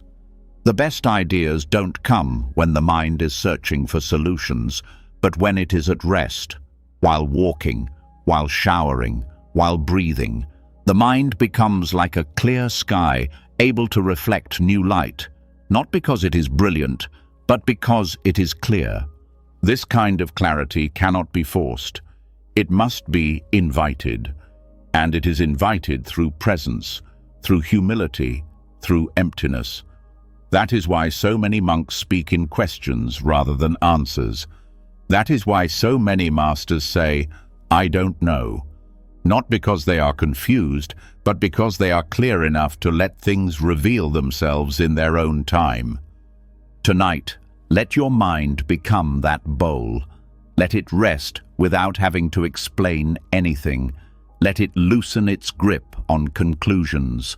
Let it become receptive, not just to peace, but to life, to the breath, to sensations, to the sound of silence itself. For in this silence, life begins to flow in, not all at once, but slowly, gently, as it always has been. And with each breath, the bowl fills again, not with noise, but with clarity, with understanding that arises from silence, with truths that do not need to be spoken to be known. Now that the bowl of the mind is empty and presence has turned into receptivity, the next step reveals itself not as a leap, but as silence.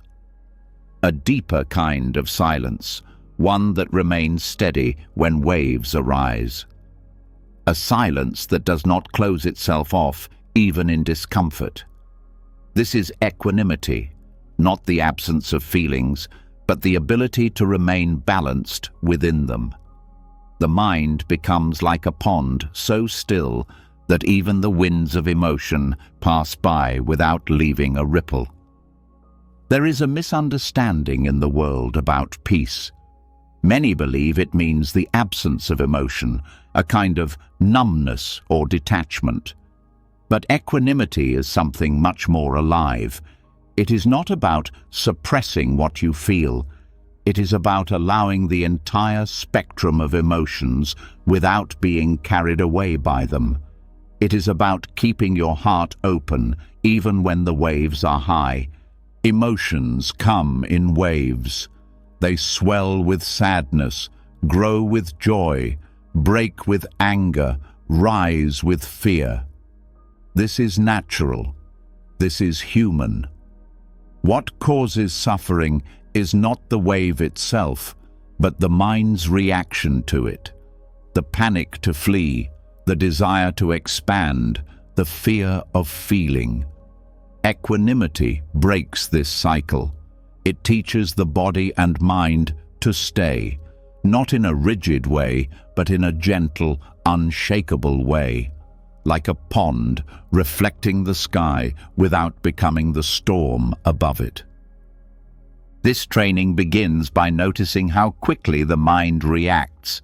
When discomfort arises, observe how it tries to explain it, blame it, run away from it.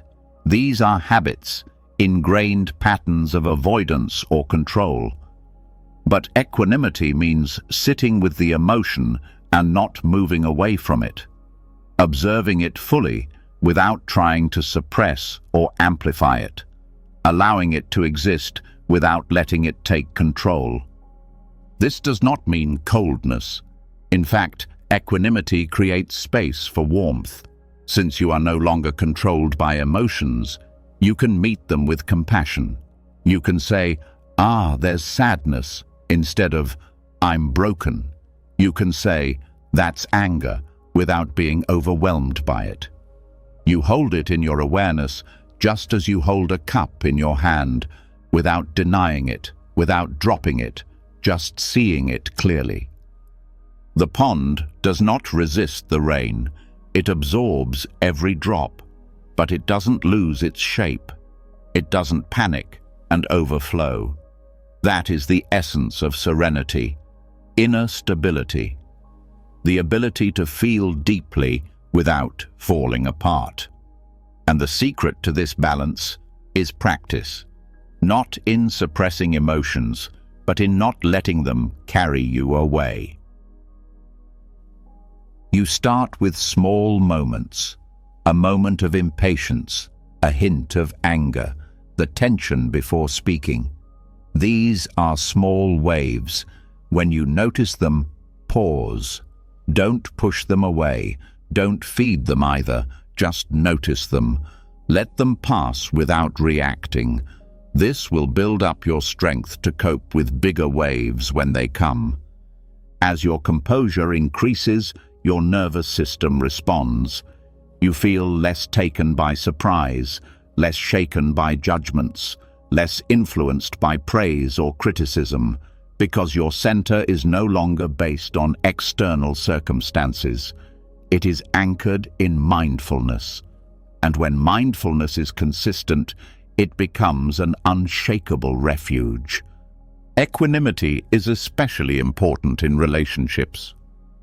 When someone else is emotional, the reactive mind wants to go along with it or fight against it. But the balanced mind listens. It doesn't need to win or fix anything. It simply remains present.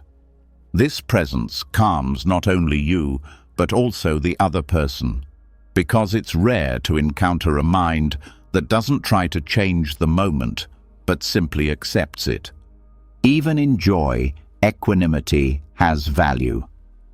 It allows you to feel fully without attachment, to enjoy deeply without fearing the end. Because equanimity is not indifference, it is intimacy without attachment. It is the knowledge that everything is welcome and will pass. This does not make life boring, it makes life deeper. Emotions become teachers. Anger teaches boundaries. Sadness teaches depth. Fear teaches vigilance. Joy teaches connectedness. But you can only learn these lessons if you don't run away. When the pond is still enough to reflect, there are exercises to cultivate this. Body scans, where you notice sensations without naming them.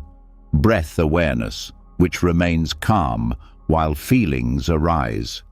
Mantras that remind you, this too is just a wave. But more than any technique, it is the intention that counts.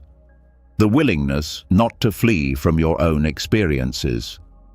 Equanimity is also what makes forgiveness possible, because when you are not dominated by pain, you can alleviate it. When you are not burning with reactions, you can see others more clearly, not through the lens of your own hurts, but through the constancy of your presence.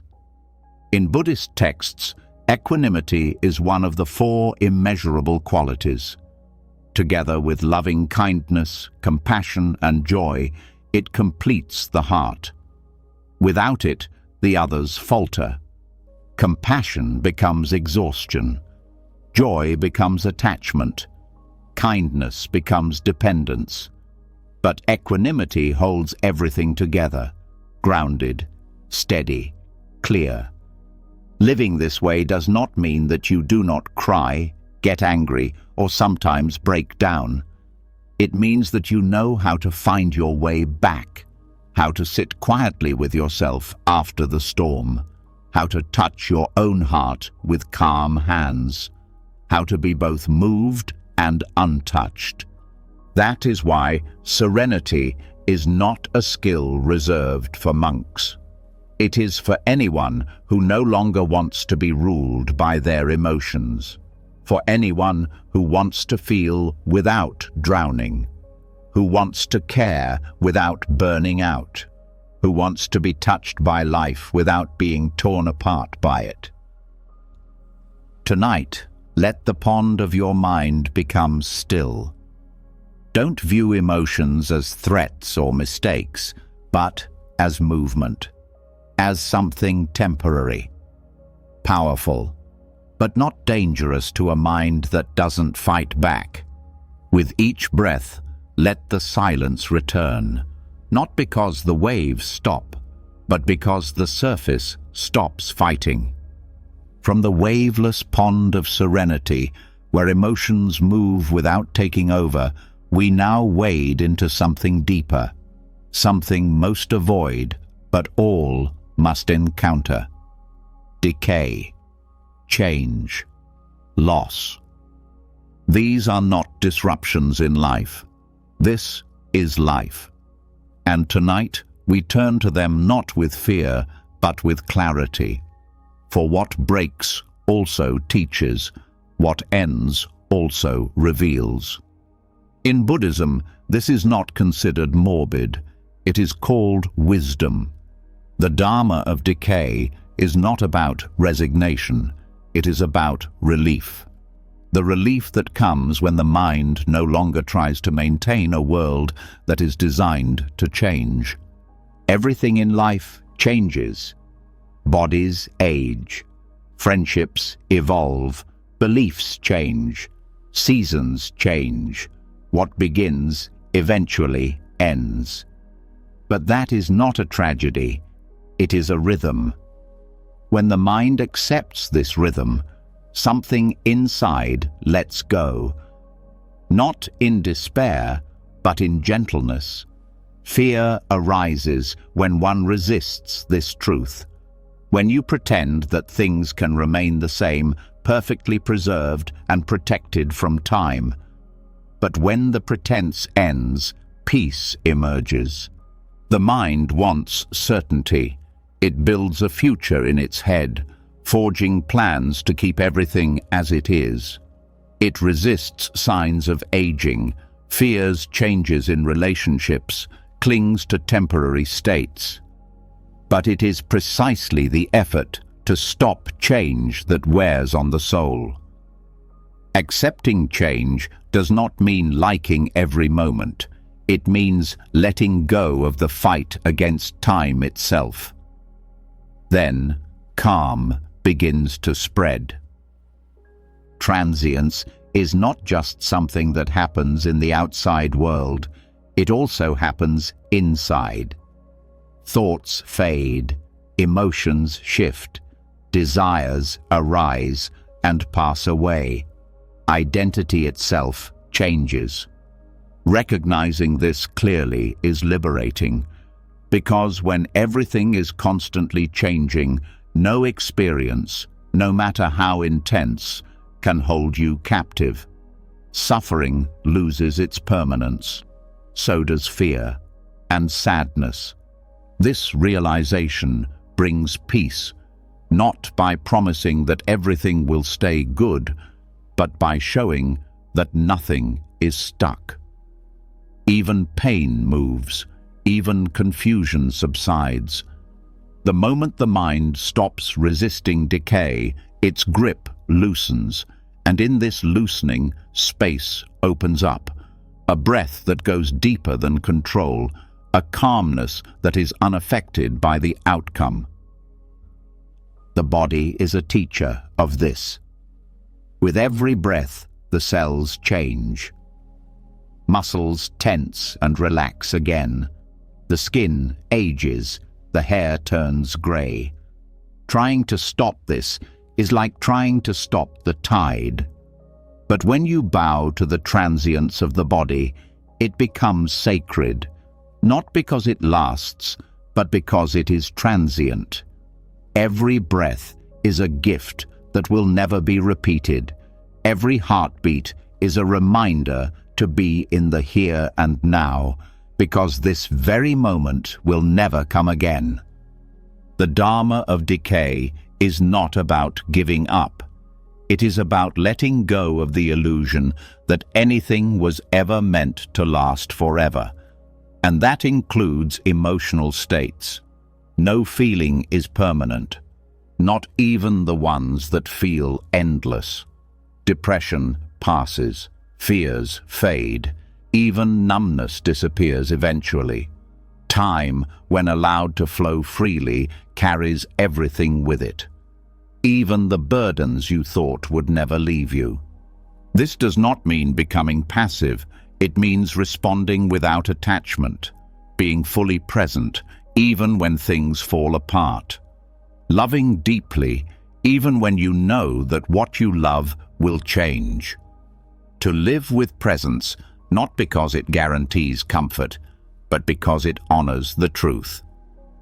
Death is also part of this teaching, not just physical death, but also the small deaths that happen every day.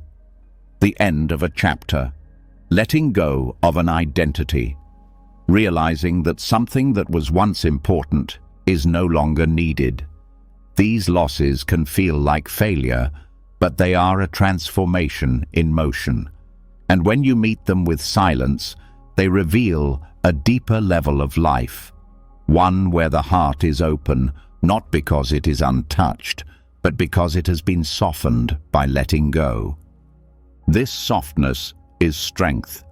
It allows you to live through endings without closing yourself off, to face uncertainty without breaking down, to accept loss without bitterness, and to feel gratitude for what was, even if it is no longer.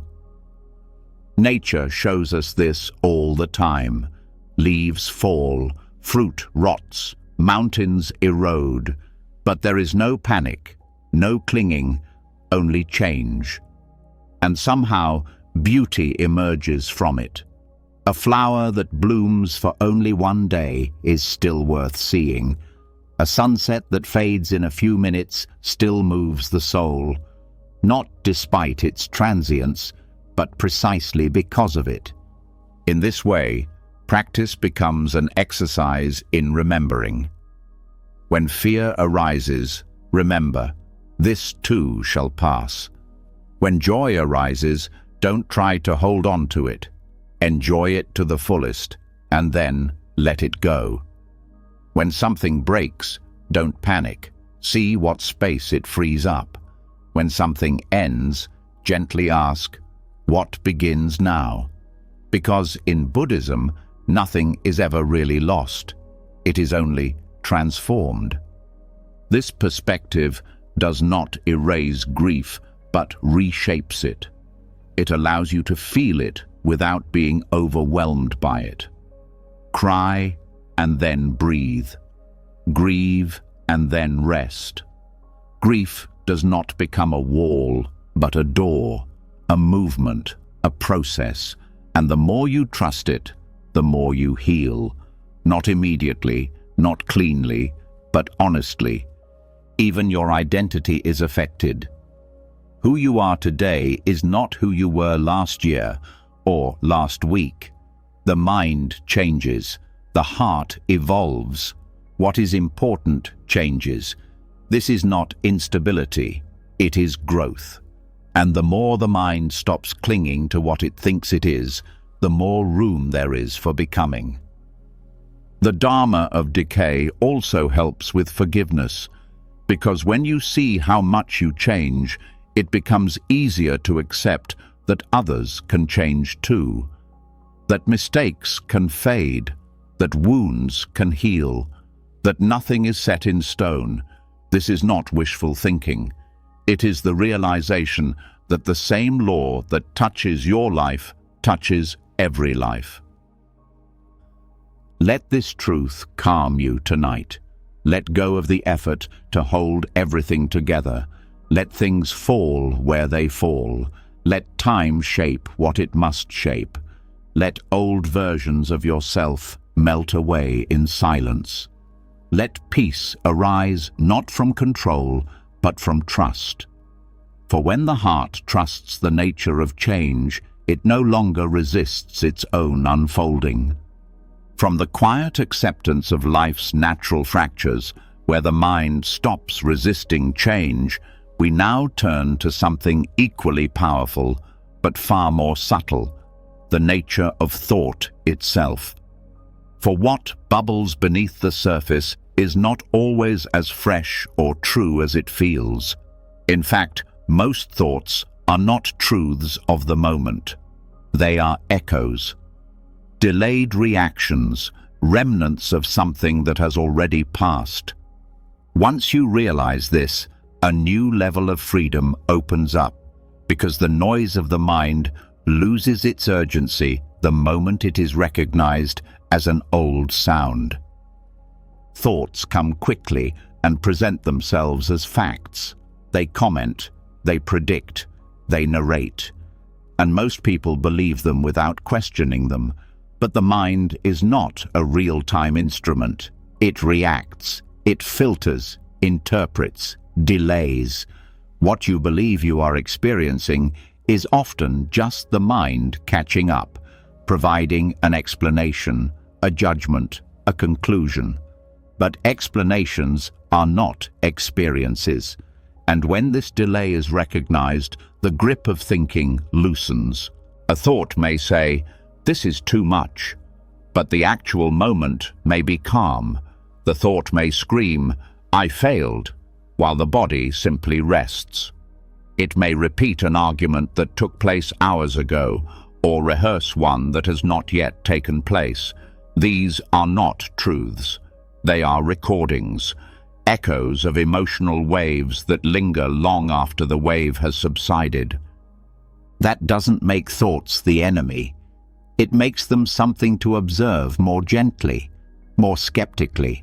Like when you hear a voice in a cave. You don't run away because you hear the sound. You recognize that it is delayed, distorted, shaped by the space it moves through. The mind works in a similar way.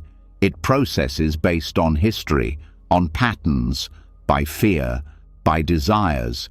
But none of that makes what it says a reliable mirror of the moment. That's why so many thoughts repeat themselves. The mind doesn't invent anything. It recycles. It replays memories. It amplifies old stories. It repeats interpretations. That's not because the mind is flawed. It's because it's conditioned. It's designed to protect, predict, prepare. But these functions often go beyond the limits of the present. They color it with worries. They drown it in judgments. They blur it with past pain. Buddhism does not ask you to stop thinking. It invites you to question your automatic belief in thoughts, to pause long enough to ask, is this thought a reflection of the present or an echo of the past? And most of the time, you will find that the latter is the case. In this gap between mind and moment, awareness arises, and it is awareness that transforms noise into insight. When this becomes practice, something changes. Your reaction time slows down, not because you suppress thoughts, but because you don't obey them immediately. A thought arises, and instead of reacting to it, you observe it. You notice how it changes, how it fades, how the emotion that accompanied it subsides simply by your noticing it. This is how the grip of mental noise begins to loosen, not through silence, but through space. This space reveals another truth. Just because a thought is loud does not mean it is important. Just because it is persistent does not mean it is true. The mind often screams when it is uncertain. It repeats itself when it is afraid. It demands when it feels ignored.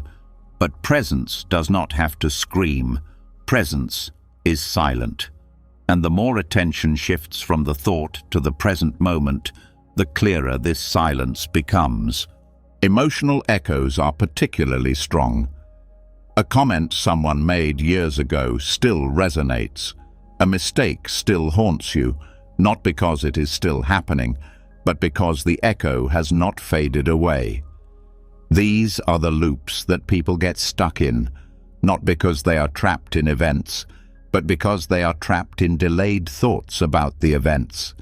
and recognizing the delay breaks the spell. You can even observe this in physical reactions. The body tenses up before the mind can identify the reason. The stomach cramps before the thought arises. This shows that the experience happens first. The interpretation comes later. And often the interpretation is inaccurate. It's a guess, a story. And once you see this story unfold in slow motion, you can let it pass like the weather. This does not mean ignoring your thoughts. It means dealing with them differently, with gentleness, with curiosity. You don't ask, "What does this thought want me to do?" Instead, you ask, "Where does this thought come from?" And often it comes from habit, from the past, from fear that tries to disguise itself with the mask of logic. But you don't have to believe every mask. This approach also helps in conversations. Instead of reacting to what is said, notice the thoughts that arise.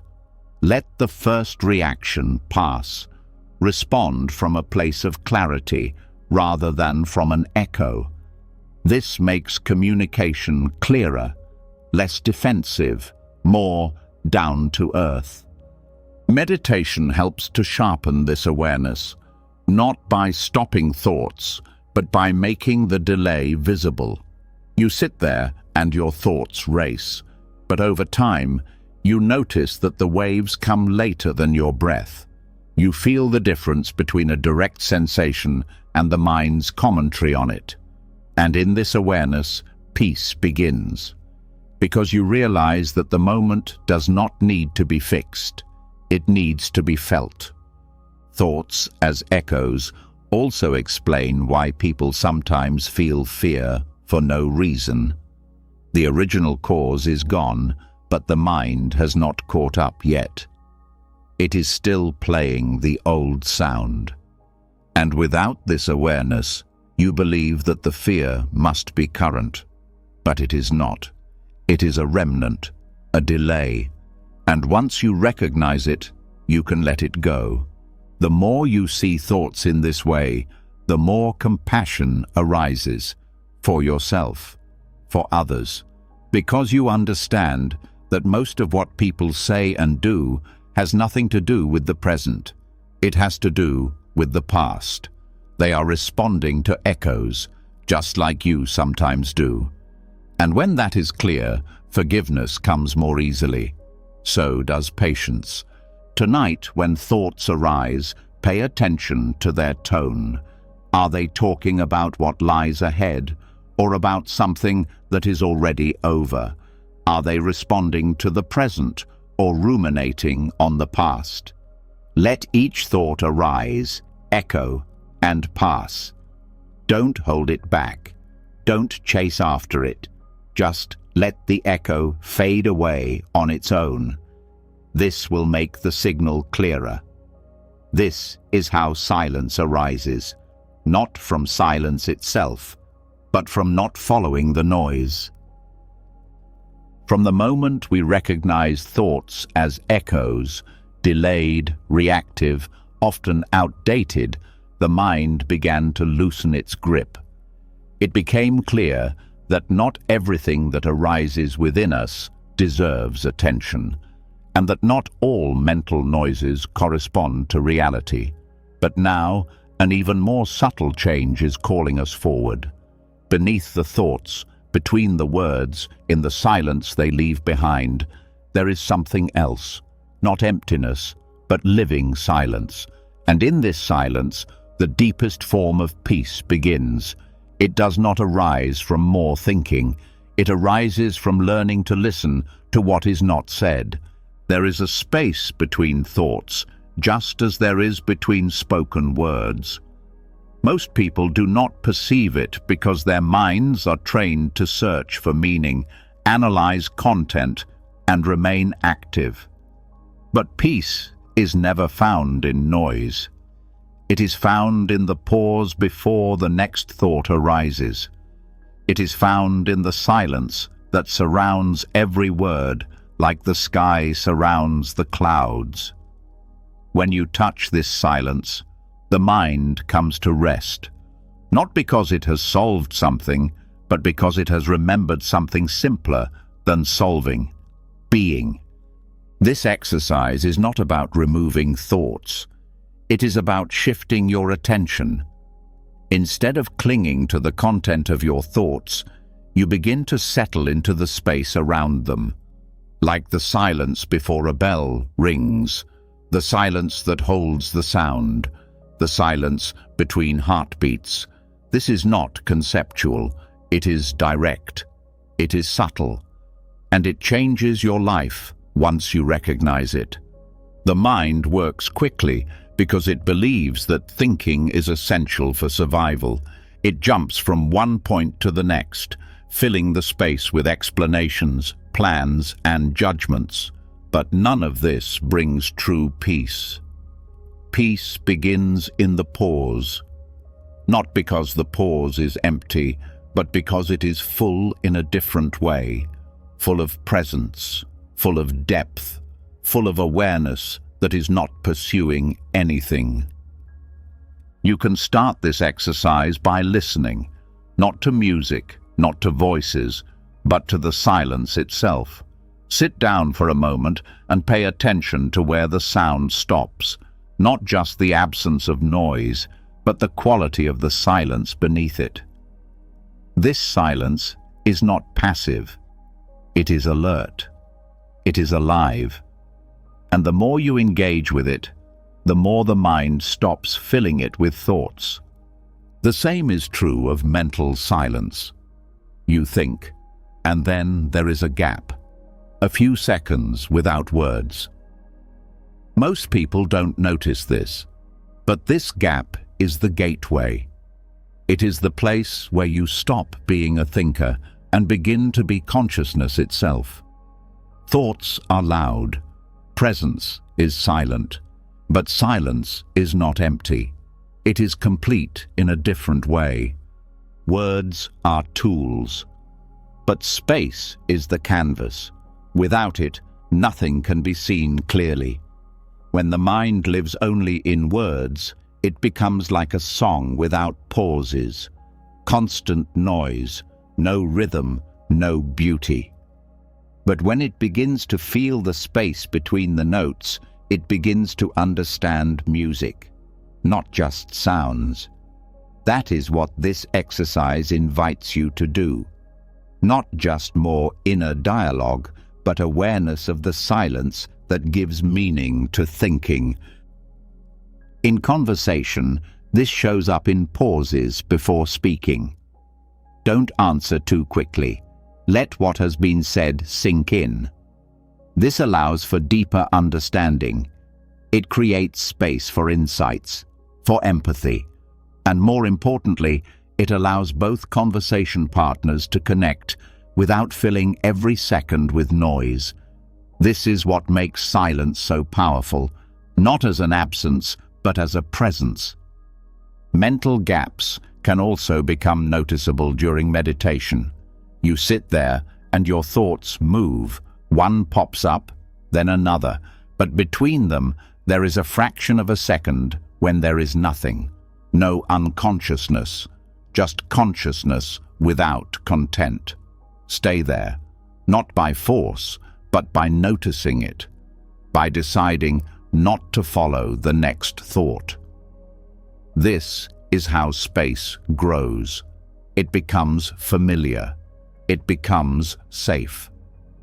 The reason most people avoid silence is that it feels unfamiliar. But silence is not empty. It is just different. It does not entertain. It does not matter. But it calms something that is older than words. The nervous system responds to it. The breath slows down. The chest relaxes. Not because of something that has been said, but because of what can remain unsaid. In this space, healing begins. Because without constant thoughts, the pain begins to dissolve. Tensions ease. There is no pressure to fix, explain, or name anything. Just be. Just be present. And in this presence, the heart speaks, not loudly, not with words, but with a knowledge that needs no translation. Listening to the mental space also trains patience, because you no longer fill every gap. You wait, you allow, you are quiet long enough to see what emerges naturally instead of what the mind tries to force. And in this silence, deeper truths come to light, not those created by thinking, but those revealed by silence. This is also where creativity arises. The best ideas come from silence, not from constant thinking. The mind needs space to receive, to imagine, to rearrange things, but it cannot receive anything if it is constantly talking. Silence becomes a breeding ground for insights, not through coercion, but through invitation. You don't have to meditate for hours to feel this. Just pause after a sentence. Breathe after a thought. Notice the pause between inhaling and exhaling. All of these are doors. They don't lead to more doing, they lead to presence. And the more often you walk through them, the more natural they become. Eventually, life itself begins to slow down. Not because time is changing, but because you are no longer trying to fill it. You rest in it. You listen to its rhythm. And life has a rhythm that is far more peaceful than the mind normally allows. This is not escapism. It is a deeper connection. Silence does not mean withdrawing from life. It means giving yourself to it completely, without distraction or distortion. You encounter the moment as it is, not overlaid with ideas, but unadulterated and whole. This kind of encounter changes you. It calms you not by dulling your senses, but by refining them. And from this refinement comes clarity.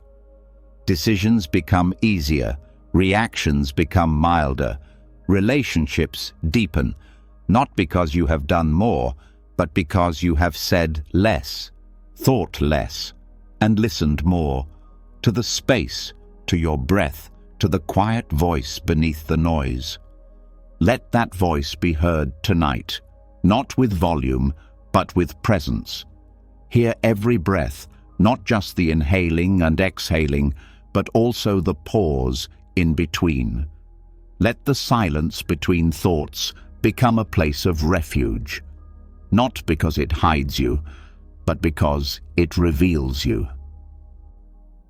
From the silence between thoughts, where calm begins to take shape, a new kind of strength emerges. Not the strength to try harder or remain rigid, not the discipline of cold routines or forced silence, but something deeper, quieter, and more sustainable. Discipline that doesn't hurt, structure that doesn't suffocate. This is the path of the gentle warrior who acts with compassion instead of control and discovers a calmness that does not break even under pressure. For a long time, the mind has been trained to obey through coercion, to be disciplined by guilt, to be controlled by harshness.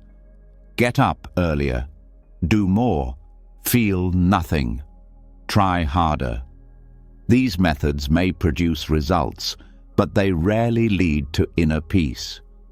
They leave behind tension, constant inner pressure, and the conviction that you have to earn your worth through struggle.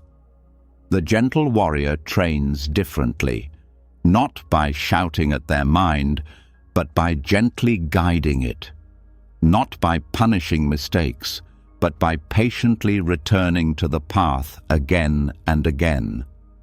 Discipline rooted in compassion becomes devotion. It ceases to be a struggle and becomes a rhythm. Not something you have to do, but something you choose to do because you see how it nourishes your peace of mind. This kind of discipline does not arise from fear of failure. It arises from a love of clarity. It is the quiet decision to be there for yourself, not perfect, but consistent. The gentle warrior does not wake up to conquer the world, but to meet it. He sits quietly in the morning, not because it is required, but because it reminds him of who he is beneath all the noise. His movements are not rushed. His words are not wasted. He does not sprint through life to prove his worth. He moves with presence because that is where peace resides. This path does not reject structure, it brings it back. It does not see routine as a prison, but as a framework that surrounds something sacred. A morning walk, a moment of silence before meals, a pause before answering. These are not rigid rules, they are gentle rituals. They create space in which awareness can arise, and in this awareness, the mind stops spinning. Compassionate discipline also changes how we deal with our own emotions. When the mind is wild, the harsh inner voice wants to silence it. You shouldn't feel that. You're failing again. But the gentle warrior listens. He doesn't believe everything the mind says, but he doesn't attack it either. He guides it back with patience, with breath, with steady steps. This does not mean that gentleness turns into laziness.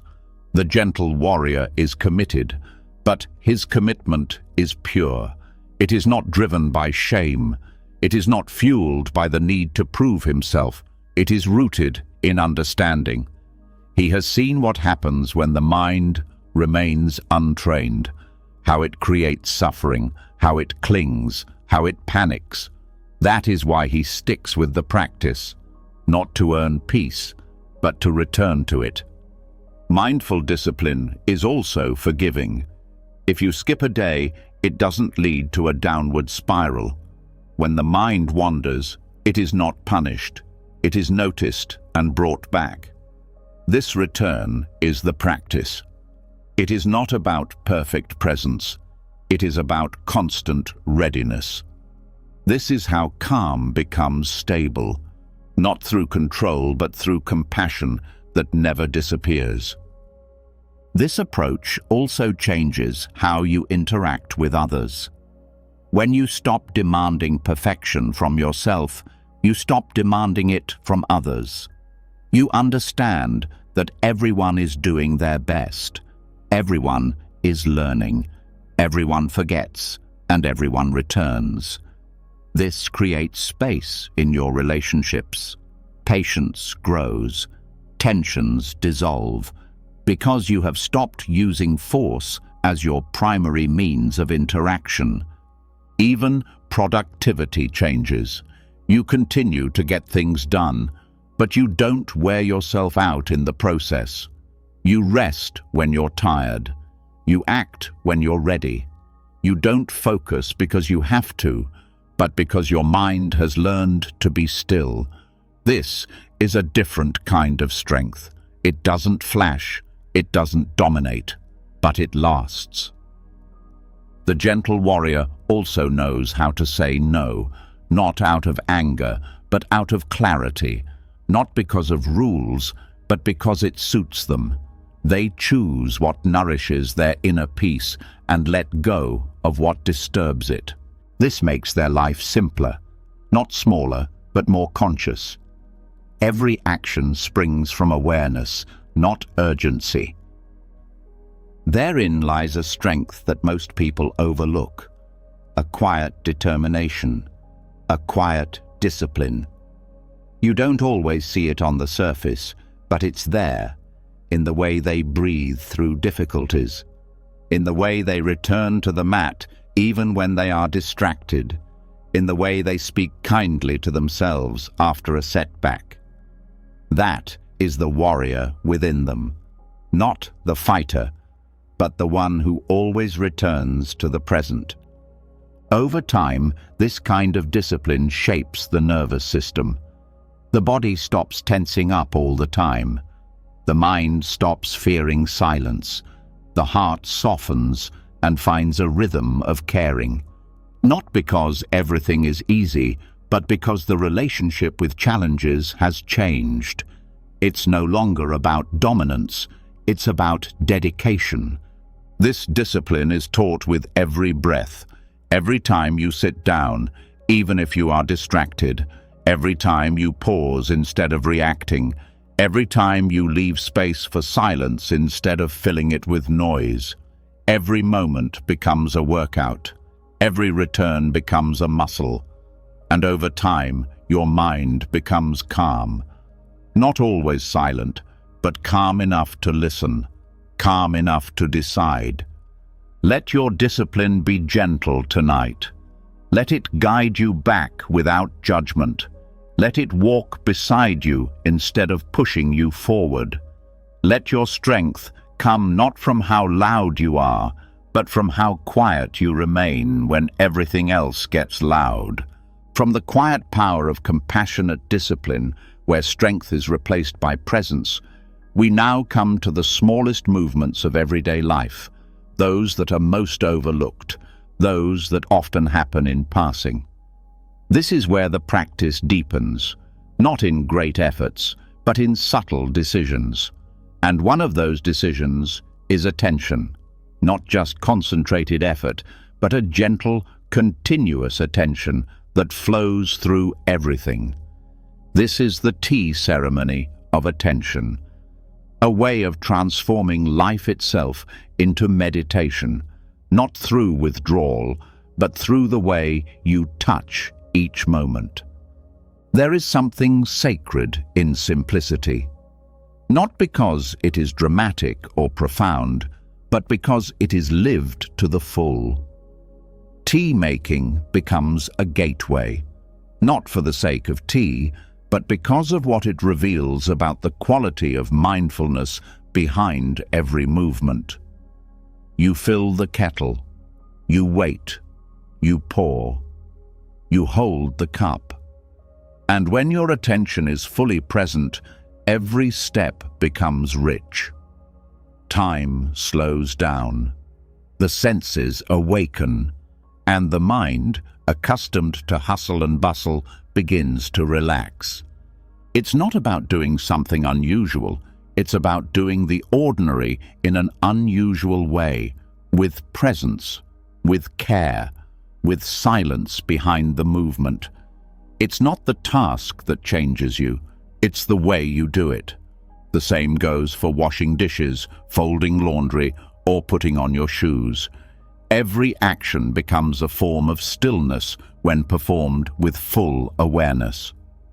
The tea ceremony is a metaphor for this way of life. Every step is deliberate, not rushed, not thoughtless. It invites you into a kind of rhythm that brings you back from the storm of your thoughts to the simplicity of the moment. When the hand moves slowly, the mind follows. When the cup is held with care, the heart finds peace. When no part of the process is skipped, life ceases to be something to get through. It becomes something to be with. In this way, calmness becomes a way of life and not just a goal of meditation. When attention permeates everyday life, the nervous system finds its regulation not only during the practice, but also between practices. The mind stops jumping back and forth between tasks and begins to move with them. The body stops resisting the next task and begins to open up to the task at hand. Even the breathing changes. During these small mindfulness exercises, the breathing deepens naturally. The heart rate slows down. The chatter of the mind falls silent, not because you force it to, but because it no longer has any power. This is the power of conscious mindfulness. It does not push the mind away, but gently guides it home. The most important thing in this exercise is to remember. Notice when you get lost in distractions and then gently return to the present action. This return is everything. That is the whole journey. Whether you are holding a teacup, tying your shoelaces, or closing a door, it is not about the action. It is about the quality of mind with which you perform it. Are you present, or are you rushing ahead? Do you feel what you are holding in your hands, or are you lost in thought? This does not mean that every moment will be profound. Some will be boring, some will be loud, some will be accompanied by frustration or fatigue. But even these moments can be met with attention. You don't need peace and quiet to practice. You practice to find peace and quiet. And sometimes the practice is simply to become aware that you are distracted and to remain kind to yourself as you return. Mindfulness is not a compulsion. It is an invitation. It says, "Come back. This moment is enough." And this message, repeated throughout the day, becomes a kind of healing. You stop chasing intensity and begin to trust the present moment. You no longer need special circumstances and begin to find the sacred in what is already there. This way of life also strengthens resilience. Because when life gets chaotic, the habit of mindfulness keeps you going. The mind doesn't spin in circles so quickly.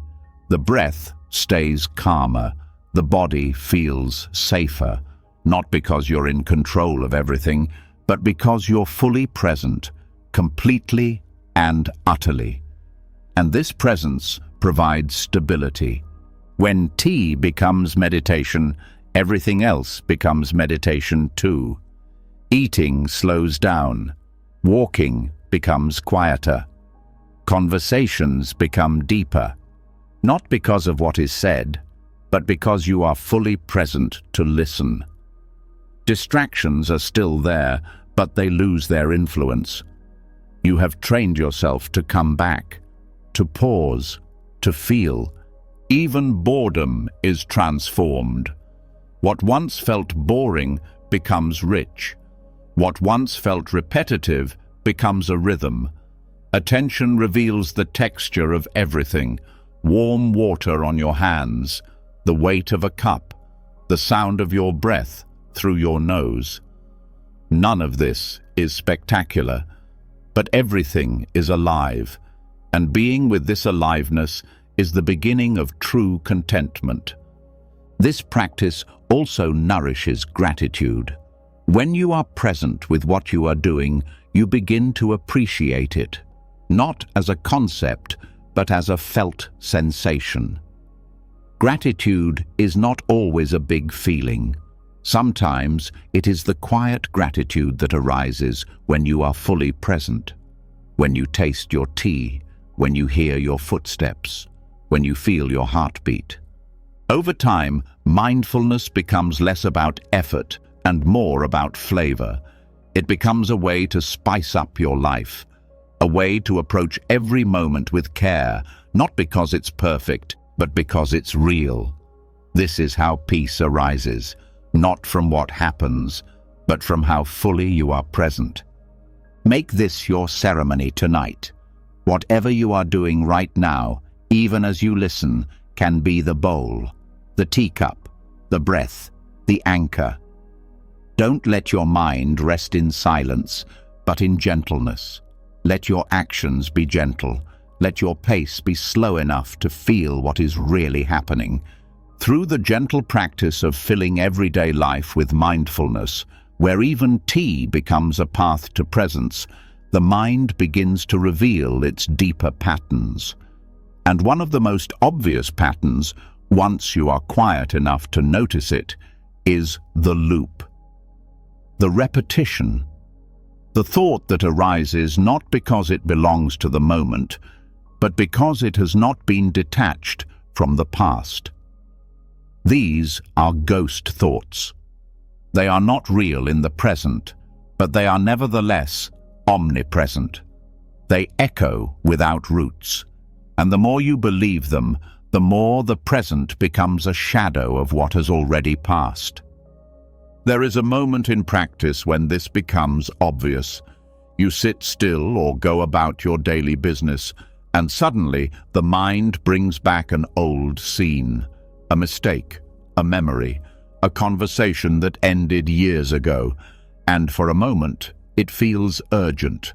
But when you look closely, you realize this is not now.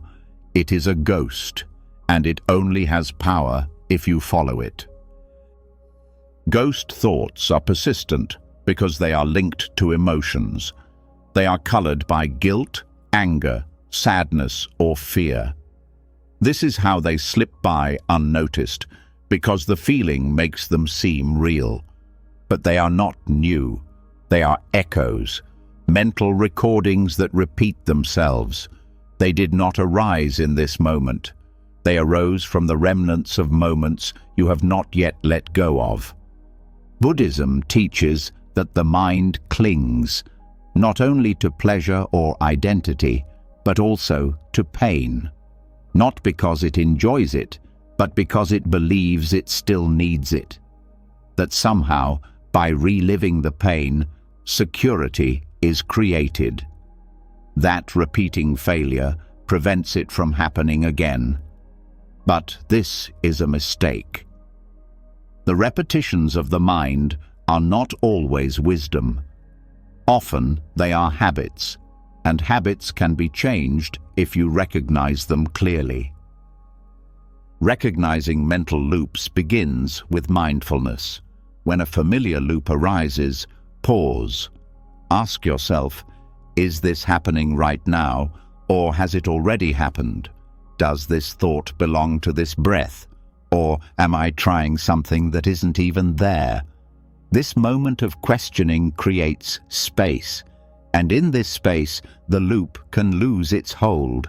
It's also important to understand that these thoughts are not your fault. They are the result of what the mind is trained to do: protect, prepare, process. But when left unchecked, they stop protecting and start poisoning. They whisper things like, "You should have known better," or "They were wrong and you never drew a line." But these whispers don't help you. They keep you trapped in cycles that offer no solution in the present. Ghost thoughts thrive in silence, unless that silence is conscious. They need ignorance to survive. But when the light of mindfulness shines on them, they begin to dissolve. Not because you suppress them, but because they cannot withstand the truth of the present moment.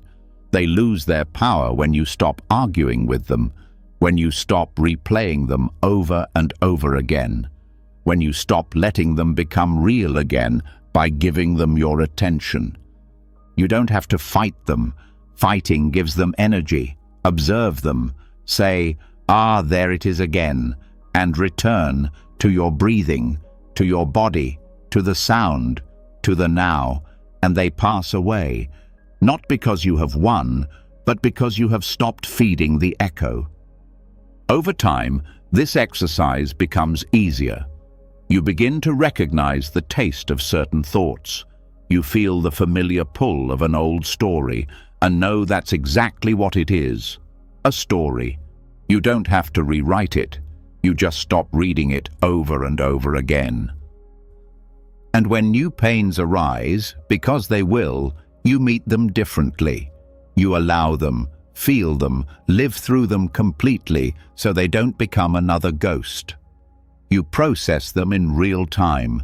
You cry when the moment calls for it. You speak when the truth is ready. You don't repress anything, because what is repressed becomes a burden. What is felt is let go. Many people live surrounded by these ghosts and unknowingly carry the past with them into every room, every relationship, every decision. Not because they want to, but because they have never learned to recognize the repetition. They confuse familiar pain with the current truth. but it is not the same thing. When you learn to recognize this, your inner space becomes free. Your mind becomes lighter. Emotions no longer pile up on top of each other. You begin to experience the present as it is, not as a filter through the past. This changes how you react to others.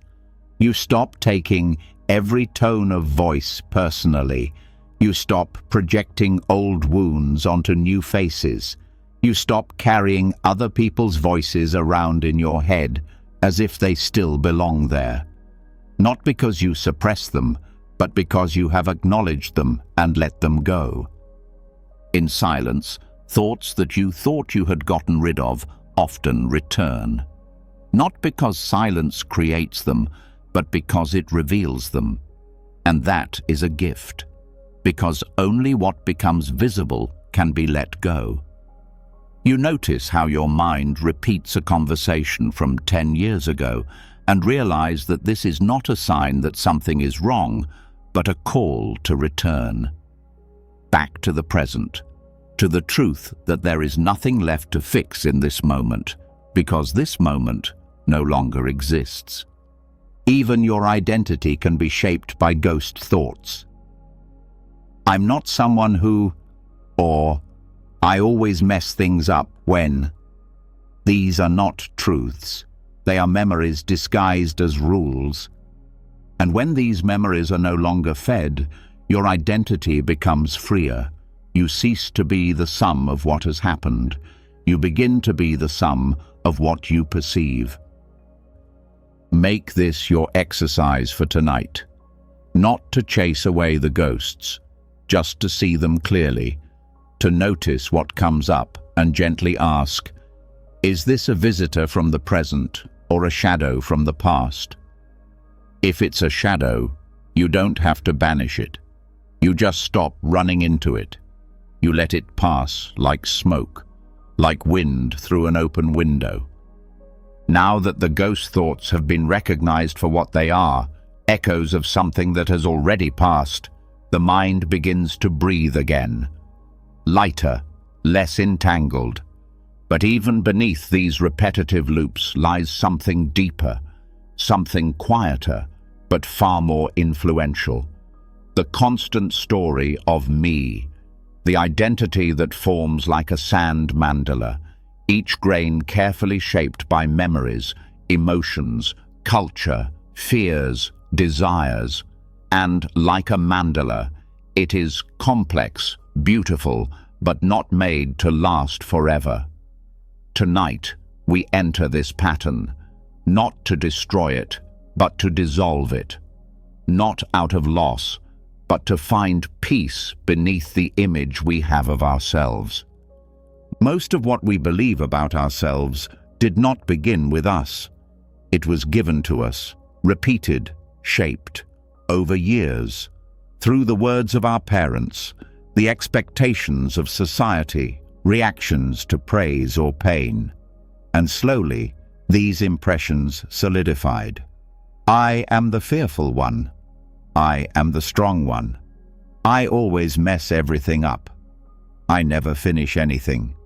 These labels became identity, and identity became habit.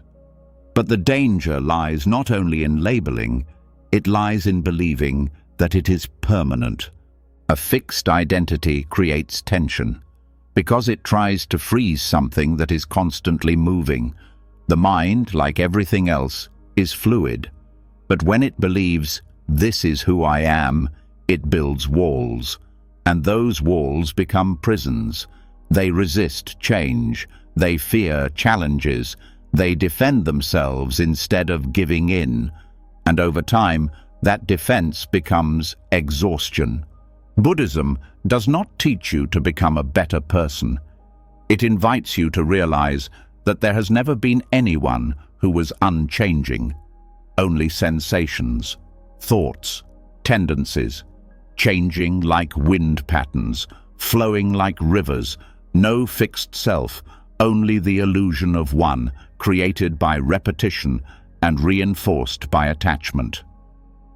When you realize this clearly, something incredible happens. The pressure to always be yourself begins to ease. You stop playing to an imaginary audience. You stop protecting an image that doesn't have to be real. And peace returns, not because you have become more, but because you have let go of the need to be something specific. This does not make you empty, it makes you expansive. Without a fixed identity to preserve, you become more present, more flexible, more honest. You don't try to live up to a story, but respond to what is real. You don't have to be the calm one. You don't have to be the broken one. You are simply what is true in this moment. And that truth can change with every breath. The metaphor of the sand mandala helps here.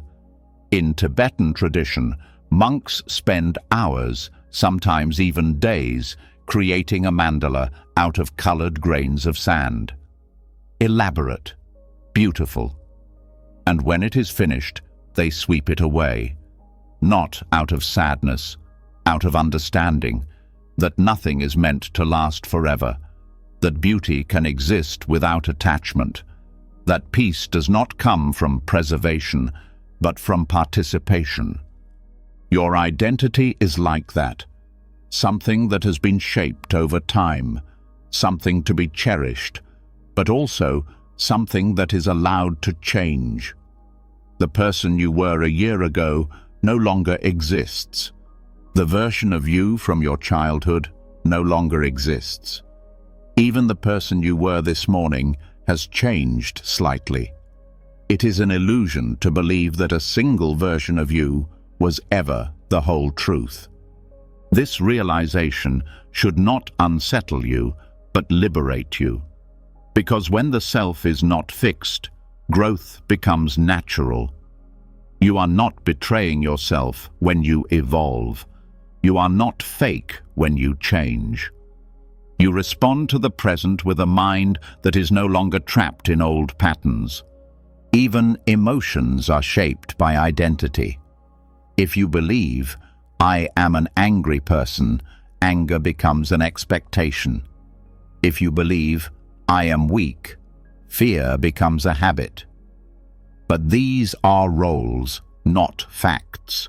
They are chapters, not the whole book. And when the mind no longer clings to a single storyline, new responses can emerge, gentler ones, wiser ones. This also changes our relationships with others. When you stop defining your own identity, you stop defining the identities of others. You stop seeing people as static labels. The difficult one, the selfish one, the one who always disappoints. And in this softening, compassion grows. Not as an exercise, but as a byproduct of seeing others as changeable too. Dissolving identity does not mean losing boundaries. It means allowing those boundaries to be shaped by presence rather than old definitions. You can still say no, you can still walk away, but not out of ego, but out of clarity. Not to defend who you think you are, but to take care of what is truly unfolding. This fluidity also brings creativity. When you don't try to stay consistent, you can try new things. You can surprise yourself. You can fail without it becoming a personal crisis. You can learn faster because you're not protecting your image, you're promoting your growth. It also makes transitions easier. Endings hurt less.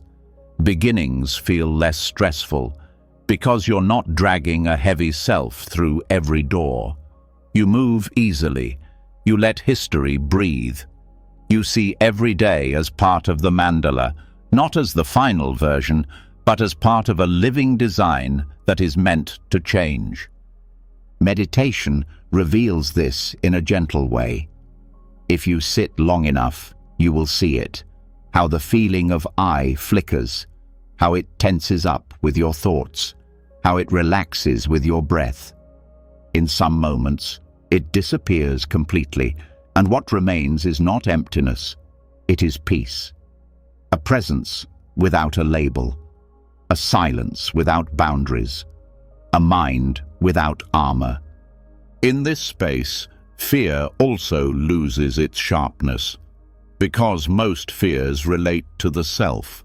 Fear of being hurt, fear of being seen, fear of not being good enough. But when the self is not held so tightly, these fears do not stick. They pass by like wind through open windows, not because you are detached, but because you no longer have anything to hold on to. Let your story be sand tonight. Let it fall away. Let it scatter. Not as erasure, but as freedom. You are no longer the person you were yesterday. You are not the person your thoughts describe. You are not your pain. You are not your past. You are something softer, something closer to breath than name. From the gentle detachment from identity, where the self no longer clings to labels or stories, something deeper and more primal begins to call, not from within the mind, but from outside, from the body, from the earth, from the spaces where thought fades and rhythm speaks. This rhythm has no words, but it has a language that the nervous system remembers. Tonight, we don't breathe to control the body, but to reconnect it with the world. We learn to breathe with the trees, slowly, deeply, calmly, and in doing so, we begin to calm not only the mind, but the entire system that supports it. There is something about trees that calms the nervous system even before a single thought arises. Their silence testifies to a different kind of intelligence. Their movements, guided only by the wind, the sun, and time, invite us to slow down, a rhythm without haste, without resistance, without performance. And this rhythm is not separate from you. It is the rhythm your breath knew before it was trained to race. The nervous system responds more deeply to rhythm than to words. Breath is its first language, and when the breath becomes fast and shallow, the body goes into alert mode. Even when there is no danger, the mind begins to scan, the muscles tense, thoughts become more rigid, but when the breath slows down, the signal changes, safety returns, presence awakens again. And one of the most effective ways to remember this slow breathing is to observe nature, because it has never forgotten it. When you watch the branches of a tree rise and fall, the leaves move in waves, or the grass sways in the wind, you begin to feel a rhythm that underlies everything. It is not mechanical. It is not forced. It is slow, but it is alive. The same rhythm also exists in your body, but stress, noise, and sensory overload tear you away from it. And every time you return, it is not a correction, it is a reunion. Breathing with trees is not about copying their form. It's about matching their pace, feeling how long it takes for a branch to rise and lifting your breath with it. Not to manipulate your breath, but to lengthen it naturally, to let your breath sink with the wind. Let the rhythm of the earth remind the rhythm of your body how to slow down. This is not visualization. It is entrainment, a biological process in which systems synchronize. Just as clocks standing next to each other eventually synchronize, your nervous system also begins to adapt to its environment. That is why spending time in nature is so healing, not because of what you do there, but because of what you don't do. You stop rushing, you stop tensing up, you stop trying to achieve something, and your breath returns to its original intelligence. When this rhythm returns, the mind begins to soften.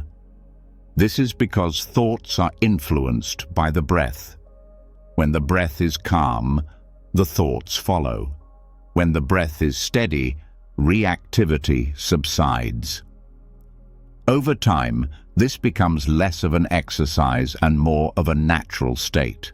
You begin to live from a slower default state, with a calmer baseline frequency, one in which the body feels safe and the mind stops looking for threats. Trees are in no hurry. They do not correct themselves excessively. They do not strive for perfection. They respond to what is there. When the wind blows, they move.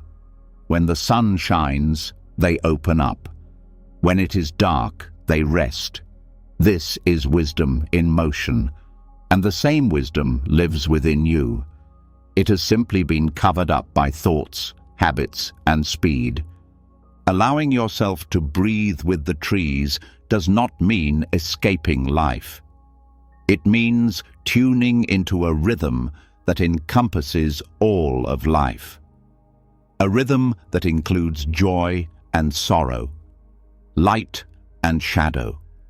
A rhythm that does not panic when things change because it knows how to adapt, how to return, how to put down roots.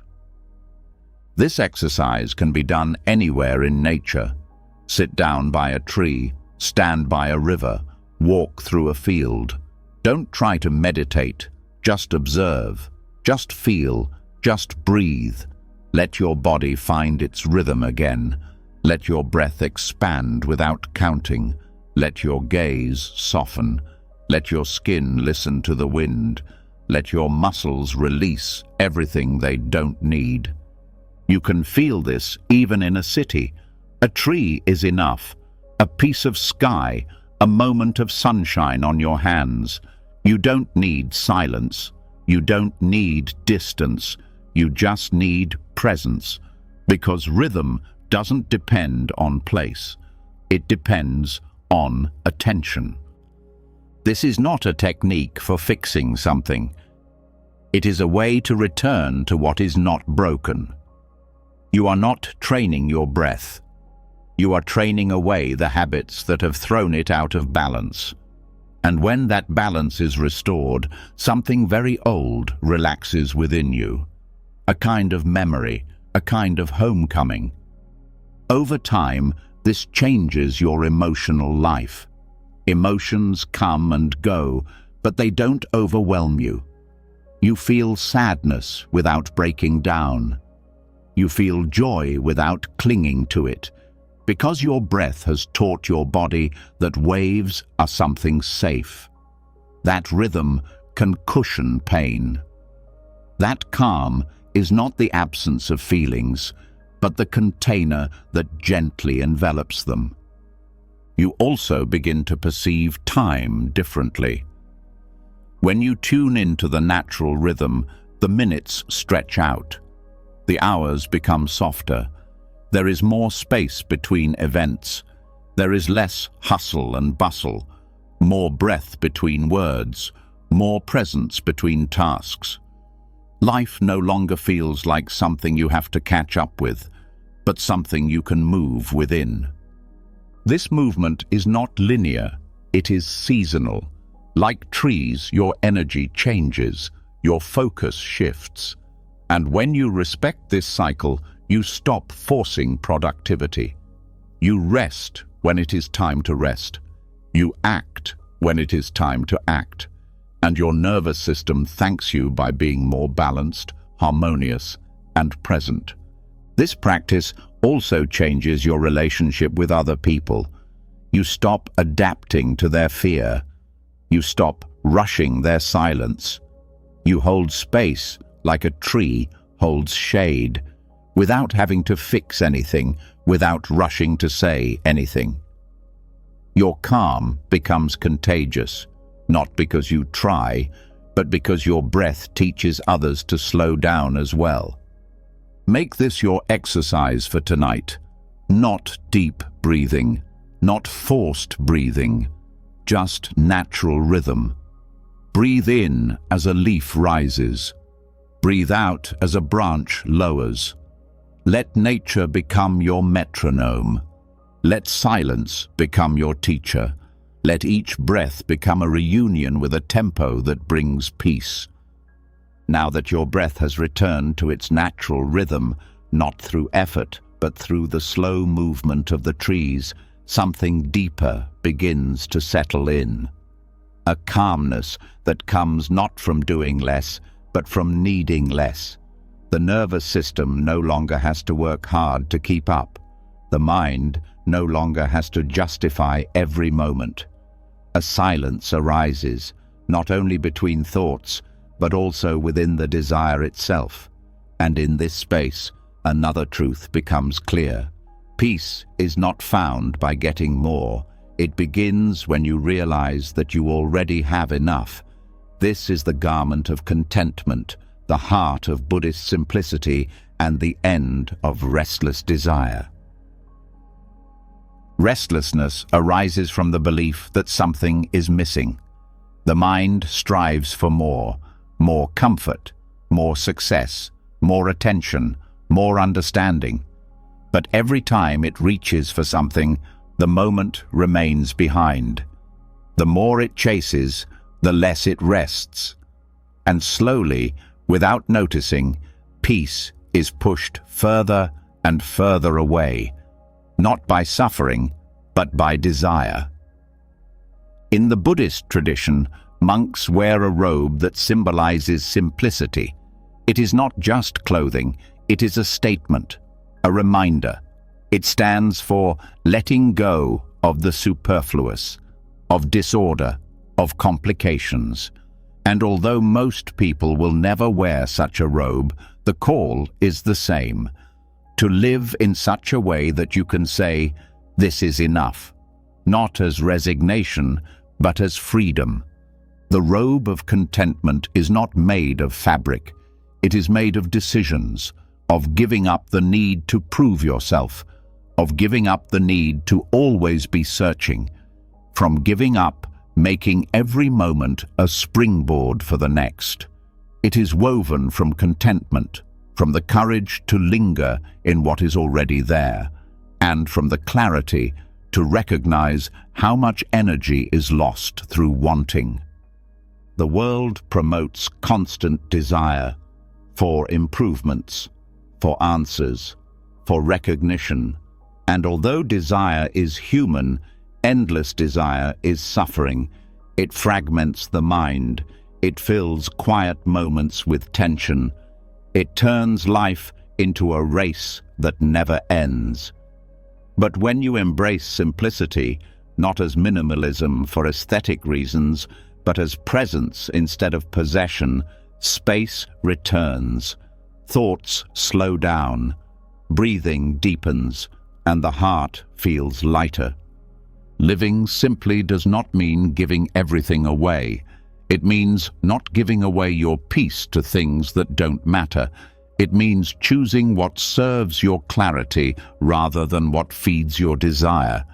It means saying yes with deliberation, saying no with ease. It means knowing when enough is enough, not because there is nothing left to want, but because more does not bring more peace. You start to notice this in small things. When one cup is enough, when one answer is enough, when one breath is enough. And this enough creates space. It loosens the grip. It untangles the nerves. It allows the moment to be whole without needing to be improved. That doesn't mean you stop growing. Growth continues. But it's not driven by lack. It's not fueled by shame. It's shaped by presence. You sow seeds not because you are empty, but because life goes on. And when contentment is your foundation, every step becomes a gift, not a demand. Even relationships change. You no longer need others to complete you, to always agree, to always show yourself in a certain way. You love more freely because love is no longer a transaction. It is a reflection of your own abundance. And that kind of love doesn't suffocate. It breathes. Simplicity also changes how you deal with discomfort. Because when the urge to escape it subsides, it becomes easier to stay. You no longer need every moment to be pleasant. You don't constantly negotiate with the present in order to achieve something better. You encounter what is without resistance, and in this encounter, peace arises. Simplicity clears the mind because complexity exhausts it. Every unnecessary decision robs you of attention. Every additional possession demands energy. Every false need creates pressure. But when you are content with what is necessary, when you start living with what serves you instead of what distracts you, the noise disappears, the clutter disappears, and what remains is something closer to the truth. This does not require perfection. It requires honesty, taking a gentle look at what you have been pursuing, asking yourself what it costs, seeing whether desire has brought peace or unrest, and if the latter is the case, choosing a different rhythm, one that respects your needs without feeding your desires. You can start anywhere. By pausing before you add something else, by asking yourself whether the next yes supports your peace or robs you of it, by creating a little more space in your day, in your head, in your home, not to impress anyone, but to return to what is real. This practice does not need to be proclaimed. It needs to be lived, quietly, consistently, in the way you move, in the way you breathe, in the way you welcome what you already have as if it were enough, because it is. When this becomes your habit, peace is no longer a reward. It is a default setting, a way of being, not a break from being. And when life gets loud again, which it will, you will have a place to return to. Not a place outside, but a feeling inside. The cloak of contentment, the silence of no longer needing, the clarity of letting go before you are forced to, the peace of knowing what is important. Let this cloak be your cloak tonight. Let it envelop your thoughts. Let it loosen the grip of striving. Let it tell your nervous system, we are already home. And let every breath from here on out be a sign of trust that the present moment is not incomplete. It is already complete. From the silence that grows in the garment of contentment, where desire softens and presence expands, a quieter voice begins to sound. Not a voice of discipline or denial, but a voice of guidance. It no longer demands. It asks for depth. It does not cry out. It points the way. Desire has not disappeared. It is simply seen for what it really is, as a signal, not as a problem to be suppressed, but as an invitation to nourish something deeper. Now we meet these signals not with judgment, but with attention. And what we nourish is no longer the restless mind. It is the inner monk, the part of us that has always sought something sacred beneath all the noise. Longings don't come out of nowhere. They arise because something within us wants attention. But the mind often misinterprets the signal. It thinks hunger means food, boredom means stimulation, sadness means escape. So it reaches for whatever is closest at hand. Sugar, scrolling, distraction, but that doesn't satisfy, it only numbs. The signal keeps coming back because the need has never been met. Buddhism teaches us not to fight desire, but to understand it, to meet it with presence, to look beneath it. Because desire is not the enemy, it is the messenger, and the message is always the same. Something needs attention. When you start listening deeply, the cravings become less chaotic. They begin to point inward, not outward. They lead you to devotion, not distraction. Devoted concentration is not religious. It is relational. It means choosing to put your energy into something that brings depth instead of noise. It means transforming desire into curiosity, not asking, "How do I get what I want?" but "What does this really want?" This is how desire becomes clarity. When you stop feeding it with what is easy and start responding with what is true. This response begins with awareness.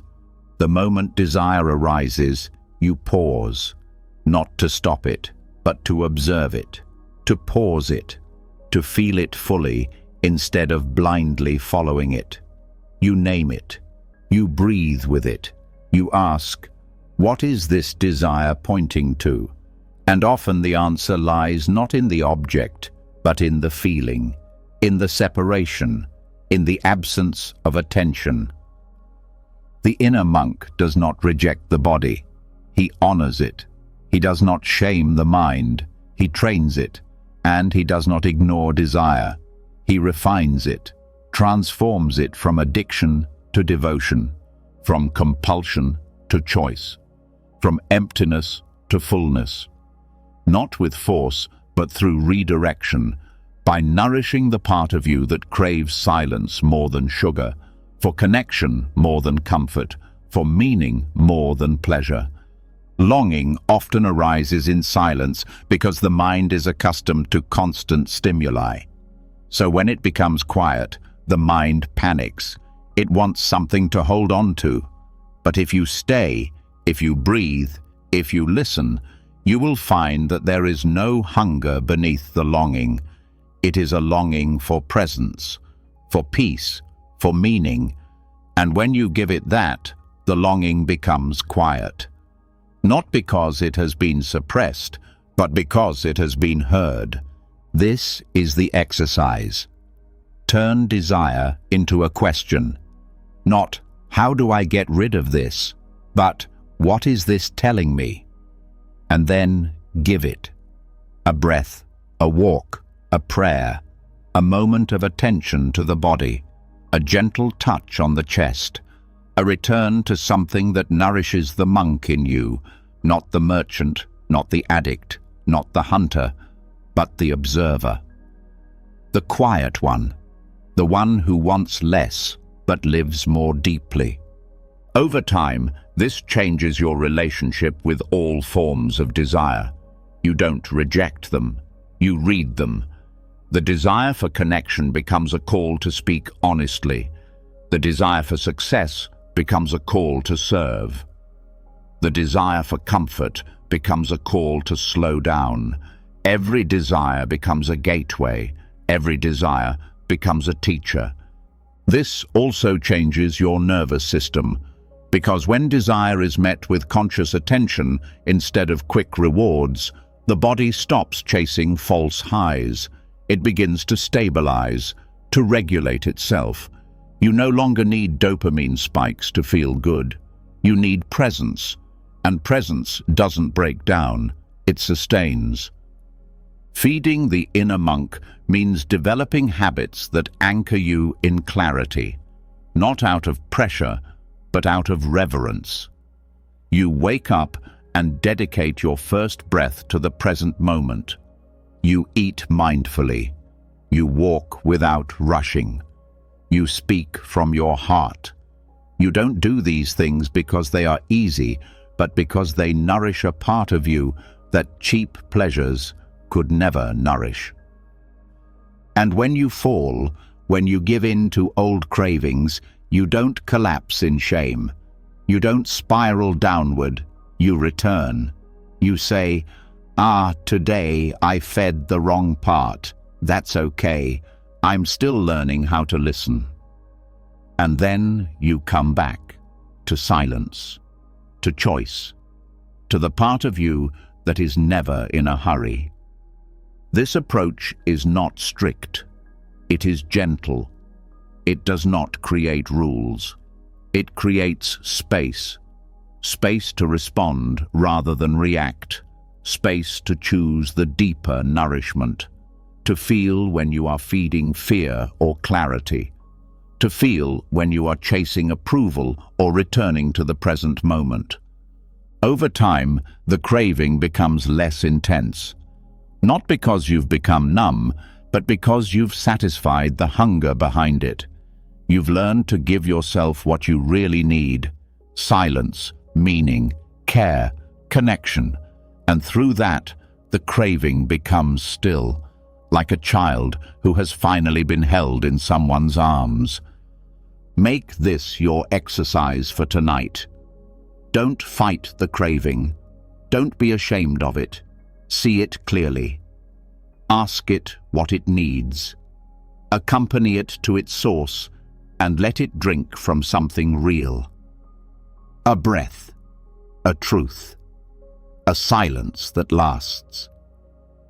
From the moment the desire subsided and was gently redirected toward deeper nourishment, a new kind of silence began to blossom. Not the silence of denial or absence, but the silence that arises when the search ends, when the mind stops chasing something to complete itself.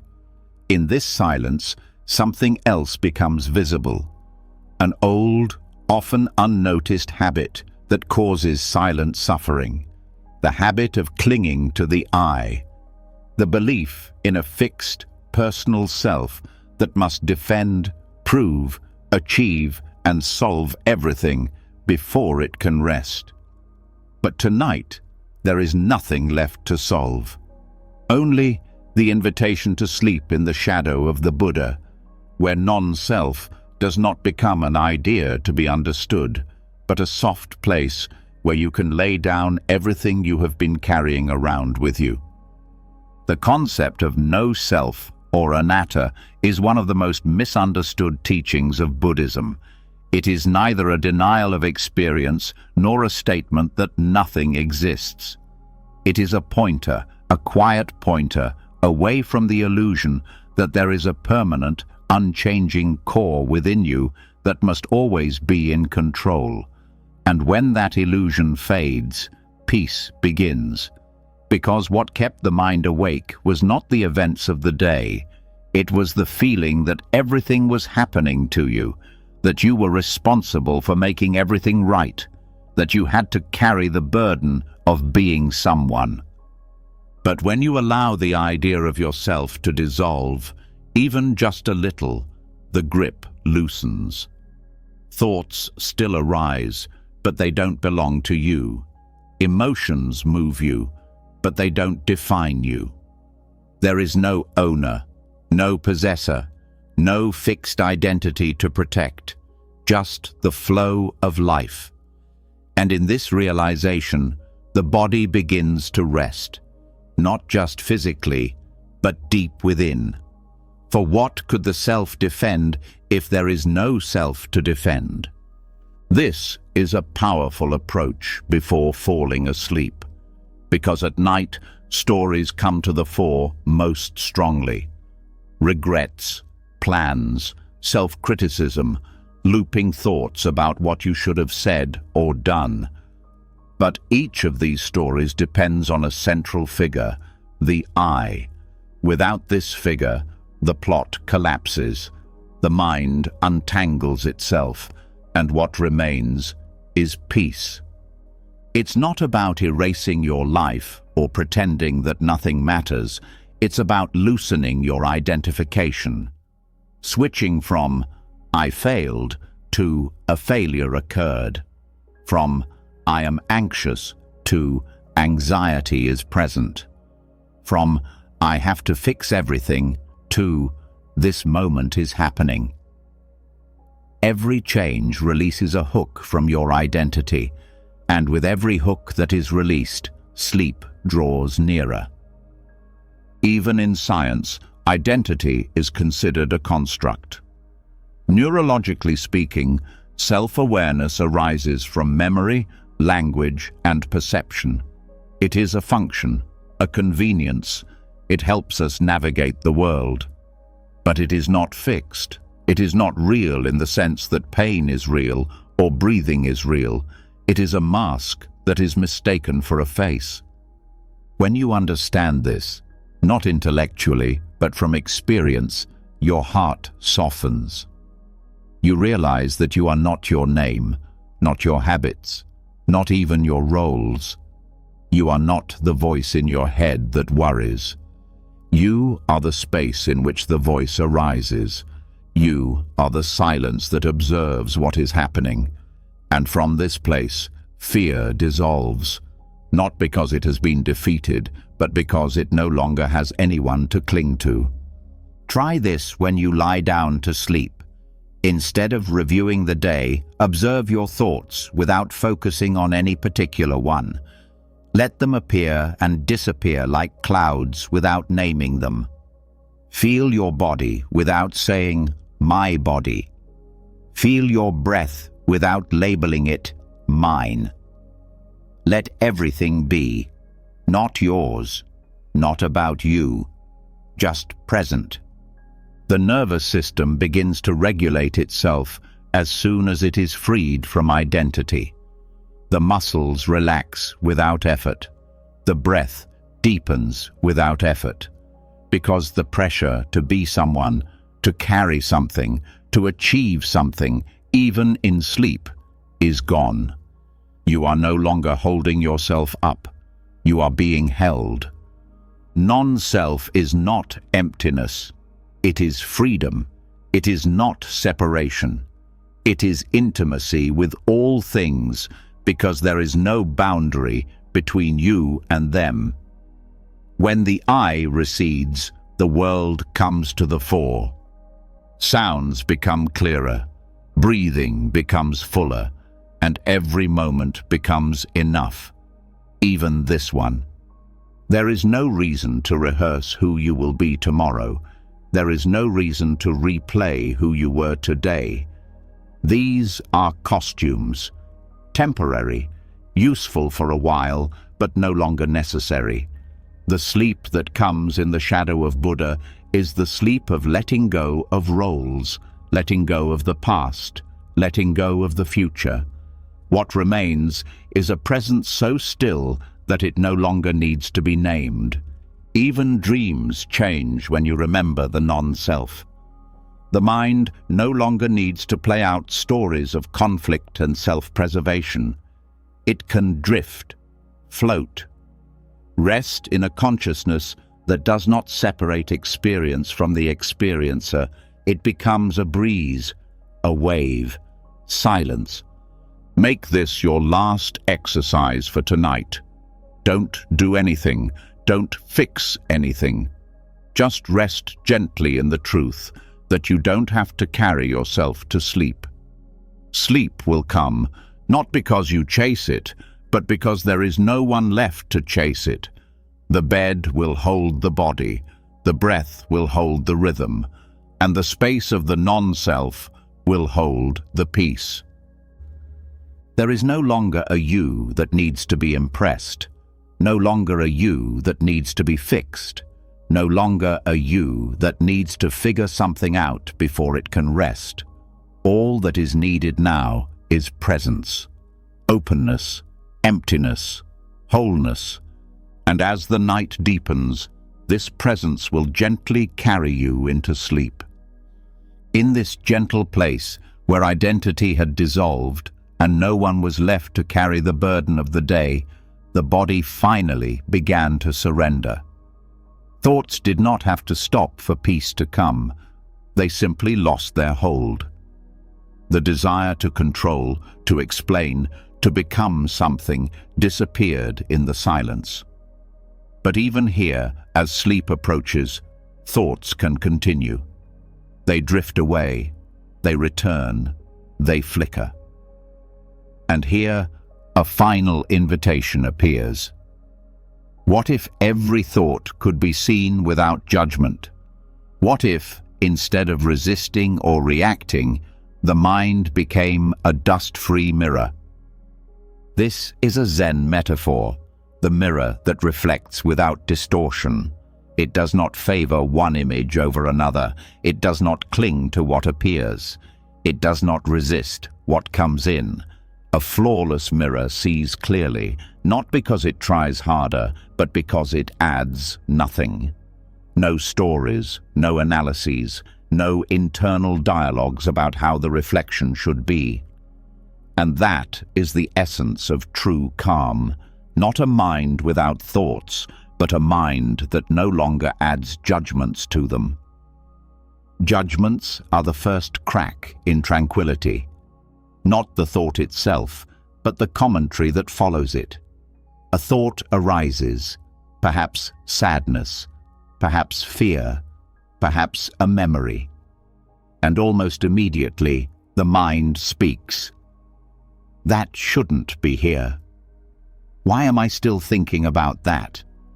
What's wrong with me? But none of these comments is the original thought. It is dust. And the more dust settles, the harder it becomes to see clearly. Seeing without judging does not mean becoming passive. It means becoming precise. Knowing the difference between what arises naturally and what the mind adds. That's the difference between pain and suffering. Pain is the original feeling. Suffering is everything the mind builds around it. When the mirror is clean, pain is still pain, but it doesn't stick. It passes, like a cloud reflected on a lake. This clarity does not require silence. It requires honesty. To say, a thought has arisen, without saying, that means I'm broken. To say, there is tension, without saying, I must fail to stay calm. This is the mind returning to its original state, not empty of thoughts, but free of effort. You can practice this anytime, right now. As you listen, thoughts pass by. Some are clear, others are confused, but none of them need to be judged. They don't need to be fixed. They don't need to be named. They don't need to be pursued or feared or held on to. They just need to be seen, like wind blowing across water, like shadows passing over a mountain, simply noticed and allowed to be. This changes the nervous system, because stress is not only caused by the thought itself, but by the struggle against it, by the tension of resistance. However, when you let the thought pass through the mirror without comment, the body remains calm, the breath remains steady, the system remains open. Even so-called negative thoughts lose their sharpness in this way. Anger is just an impulse. Fear is just a signal. Shame is just an echo. But if you don't believe them and don't judge them, they lose their form. They pass by like noises, not like storms. The mind remains clear, not because nothing enters it, but because nothing sticks to it. That is why Zen teaches presence without preferences. Not to be unfeeling, but to stop pushing and pulling. To let joy come without clinging to it. To let sadness come without withdrawing. To see both as weather movements, not as definitions of who you are. Because who you are is the mirror, not what appears in it. Thoughts may come again and again. That is their nature. But you don't have to follow them. You don't have to analyze them. You don't have to give each one meaning. Some thoughts are just echoes. Some are old habits. Some are noise. But none of them are true until you declare them to be true. None of them define you unless you hold on to them. Seeing without judging also changes the way you talk to yourself. Your inner voice becomes gentler. The harshness disappears. Because you have stopped attacking the messenger. You have stopped assuming that every mental phenomenon is a mistake. You have begun to trust your perception more than your analysis. This trust deepens over time. It becomes instinct. The moment a judgment begins to form, you see it. You don't push it away, you observe it. And even judgments lose their sharpness when you see them clearly. They become another reflection, another thought that you let pass by. This clarity is especially important before going to sleep, because at night, thoughts tend to twist and turn. The mind begins to replay things. The critic gets louder. Fears creep in. But if you stay in the mirror, observing without reacting, these thoughts lose their weight. They become background noise instead of a burden. Make this your exercise as you rest tonight. Allow each thought to arise without having to give it meaning. Let each thought pass by without emphasizing or suppressing it. Let the mind be a mirror that reflects everything and holds nothing, not because it resists, but because it no longer needs to hold on. This is the deepest form of rest. Not the absence of thoughts, but the absence of holding on. The freedom to let the world flow through your consciousness without forming it into a problem. This is where the mind becomes truly still, not by silencing life, but by meeting it with spaciousness. Let the mirror become clear. Let your breath slow down. Let go of the stories. They are not your thoughts. They are not what appears in the mirror. You are the space that sees clearly, quietly, and endlessly, no matter what moves within it. And now we rest in this clarity. No more searching, no more solving. Just the light of consciousness reflecting thoughts, breath, and sleep as they come and go. From the clarity of the mirror, where thoughts no longer had to be judged, the mind became still, not empty, but free. Free to observe without reacting, free to let every thought arise and pass without giving it meaning. In this silence, something unexpected emerged. Not an answer, but a question. A question that did not need to be solved, that did not create tension. Just a silent presence, a mystery, an open space. And in this space, peace. Because sometimes the mind does not need an explanation, but permission not to know. This is the koan of silence, the art of leaving questions unanswered and thereby discovering a deeper peace than certainty could ever offer. In Zen Buddhism, a koan is not a riddle with a solution. It is a question that aims to break the mind's habit of having to search for a solution. It deliberately makes no sense, because the goal is not logic, but liberation. And liberation comes when the mind stops forcing answers and begins to rest in what is already there. Most unrest arises from the search for closure. The mind asks, why did this happen? What will they think? What should I do? What if I fail? And when these questions are not answered immediately, the mind panics.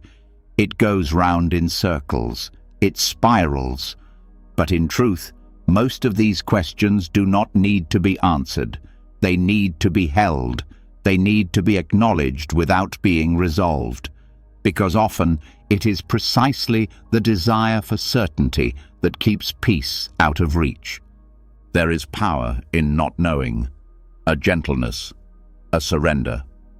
When you stop insisting on a solution, the nervous system calms down.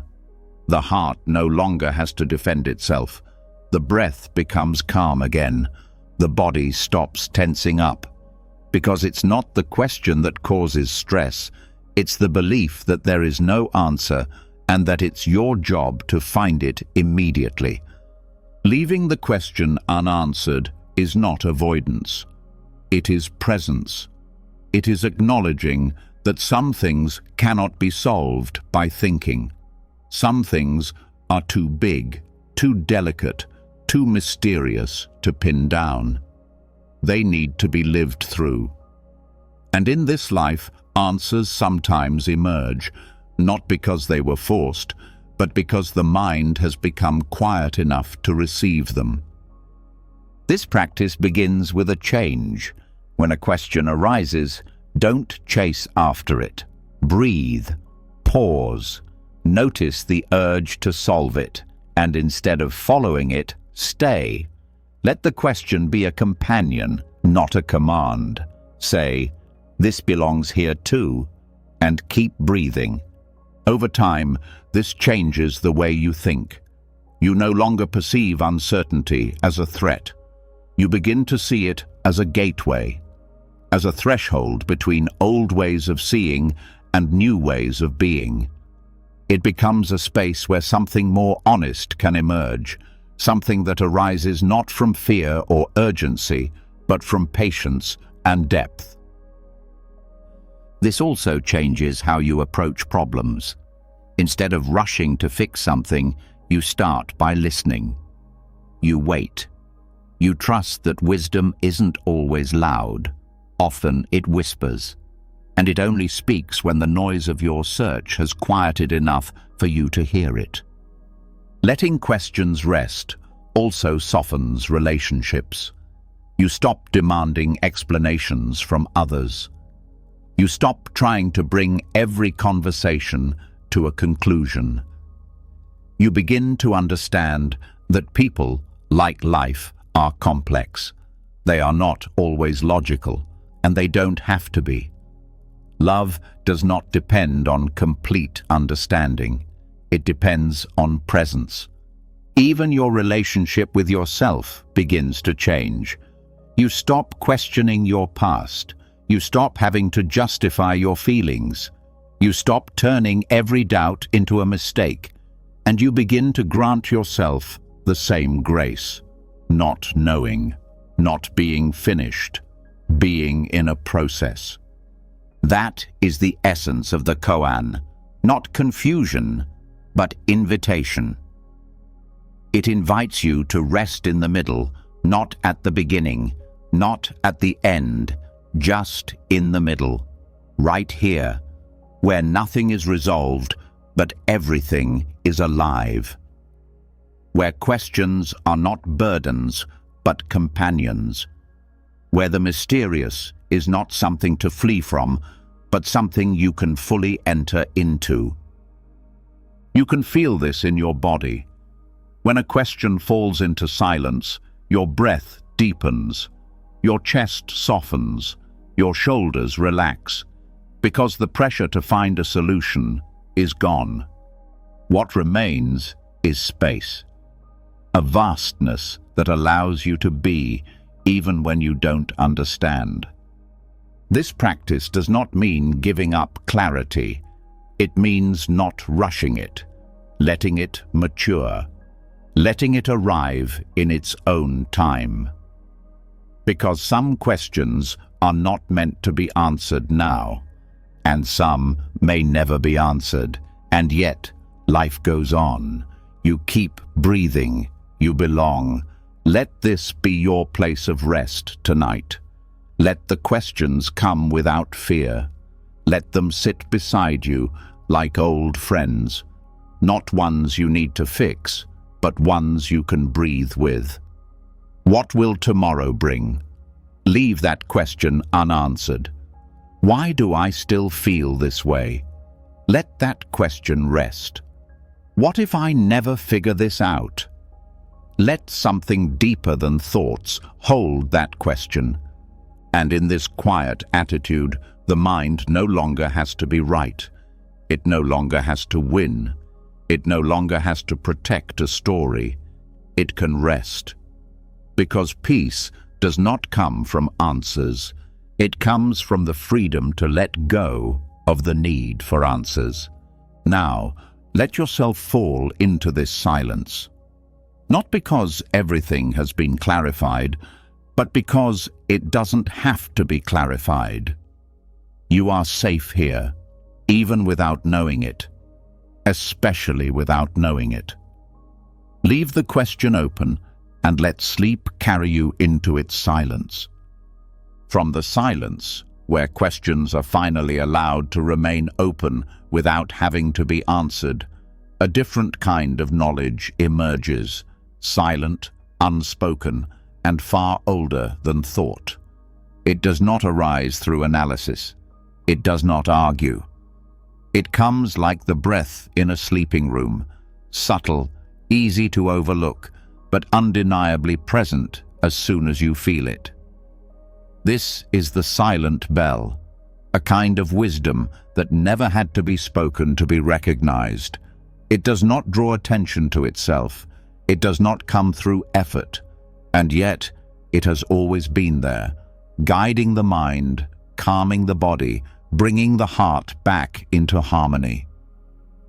There is a widespread misconception that peace must be earned through explanations. That calm only comes when the problem is solved. But Buddhism teaches that peace arises from the space beneath the solution, from the place where intuitive wisdom already knows what the mind has not yet figured out. This wisdom does not work in language. It doesn't have to. It shows itself in the present moment, in decisions that feel right without needing to be justified, in moments when the mind steps back and something deeper simply knows. Everyone has experienced this at some point. A moment of clarity without effort, a sudden silence that makes everything obvious, a yes or no feeling that does not arise from weighing up the pros and cons.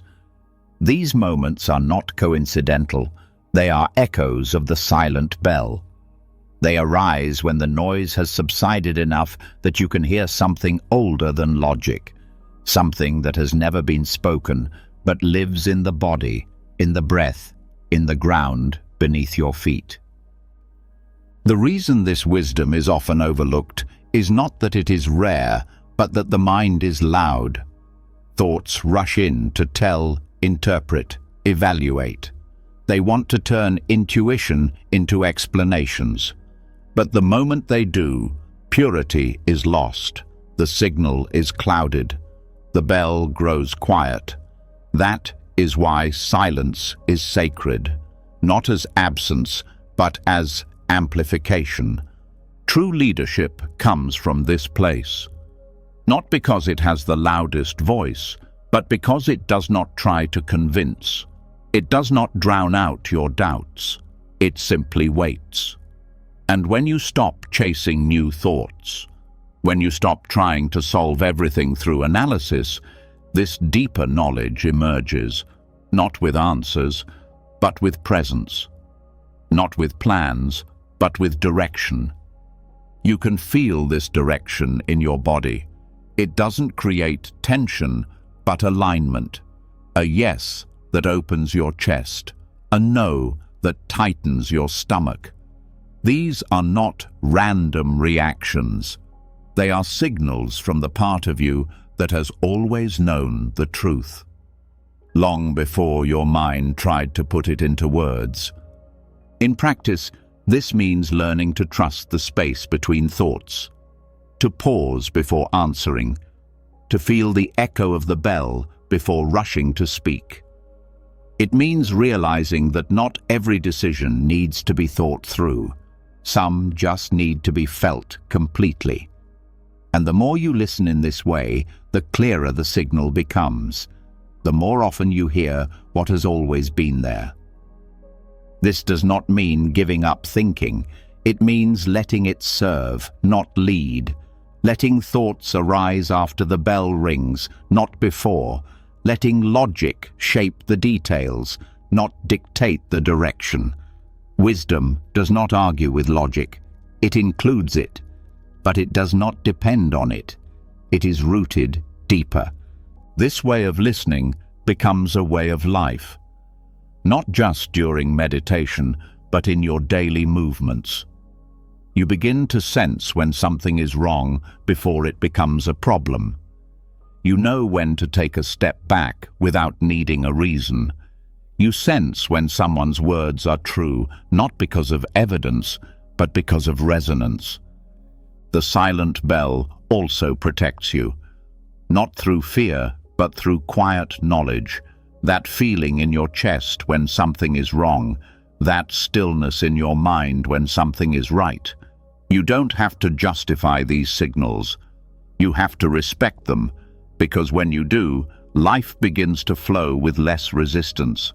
Not because everything is easy, but because you have stopped betraying what you already know. Even in moments of loss or confusion, the bell is there. It doesn't fix anything. It doesn't change anything. It just holds. It reminds you that something inside you can remain calm even when everything else is wavering. Something inside you doesn't have to panic. It doesn't have to know why. It just has to remain present. When you let this kind of wisdom guide your life, you give up the need for certainty. You stop needing to understand everything before you act. You start trusting what feels deeply rooted, what feels clear in your body, even if it's hard to explain. This is not recklessness. This is ancient intelligence, intelligence that exists beyond language, intelligence that doesn't need permission to be true. This silent bell also guides healing. It tells you when to rest, even when the world is pushing you. It tells you when to speak, even when your voice is trembling. It tells you when to let go, even when your mind wants to hold on. Healing is not just about repairing the past. It is about reconnecting with what has always been whole.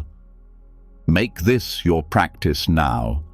As the night deepens and your thoughts slow down, listen, not with your ears, not with your mind, but with your awareness. The bell is always ringing, not with a sound, but in silence, not with logic, but with truth. And the more you listen, the more you know, without needing to understand where that knowledge comes from. This is the deepest peace. The kind of peace that does not require silence, but arises from it. The kind of peace that does not need to understand everything in order to feel safe. The kind of peace that arises from a place within you that has never been touched by fear. Let this place guide you now. Let it hold your breath. Let it guide your dreams. Let it remind you that nothing needs to be louder than this. From the soft echo of the silent bell, where wisdom whispered without words and insight arose without effort, the mind began to shift its focus. It no longer clung to the illusion that clarity must come from thinking. It remembered something older, something that lay beyond analysis. But even here, in the deepest silence, a thread often remains, the subtle belief that everything that arises within us is somehow personal, that every thought is your thought, that every feeling belongs to you, that every breath is mine. And that is the next veil to be lifted, because the moment this belief subsides, a deep vastness emerges, a calm that is no longer limited by identity. This is the breath of the universe, the realization that the breath flowing through you never belonged to you in the first place. Most people live in a state of constant tension because of their sense of ownership. The mind is seen as a personal chamber. Thoughts are referred to as my thoughts, emotions as my feelings. And this sense of ownership creates pressure. Because if the thoughts are mine, I have to control them. If the emotions are mine, I have to manage them. If the breath is mine, I have to do it right. And this responsibility becomes heavy. But Buddhism offers a different perspective, one that begins with the breath. The breath is the most intimate and at the same time most impersonal experience. It happens through the body, but not because of the ego. No one has to think about breathing. No one has to control it. It moves by itself, and not only within you, but in all living beings. It moves in animals, in forests, across oceans. The wind that sways the trees is not separate from the air that fills your lungs. It is one breath moving in different forms. When you look at the breath in this way, the tension dissolves. You stop clinging to your experiences. You begin to realize that my body is only a temporary form shaped by something greater. That inhaling is not your possession, but a rhythm shared by all living beings. And suddenly, breathing becomes sacred, not because it is dramatic, but because it is universal, because it reminds you that life does not just happen to you, it happens through you. This realization changes everything. It untangles the personal story that feeds most of our suffering. If thoughts are not mine, I don't have to correct them all. If feelings are not mine, I don't have to justify or suppress them. If the breath is not mine, I can simply rest in it. Let it move me. Let it guide me. Let it remind me that I am not separate. This is not separation. It is a deeper connection. You are not ignoring your experiences. You realize that you do not have to own them. You realize that consciousness is not possession, it is participation. You are part of the stream, not the rock. And once you feel that, the idea of me softens, less heavy, less sharp. Still there, but transparent. You begin to realize that the mind is not a private space with locked doors. It is a field, a movement. Thoughts come and go like the weather in the sky. They do not announce their origin. They do not belong to anyone. They are just temporary patterns. And the moment you stop claiming them as your own, they no longer stick. That is freedom. Not the freedom to control, but the freedom to let go. You don't have to control every sensation. You don't have to name every change. You just breathe and let the universe breathe you.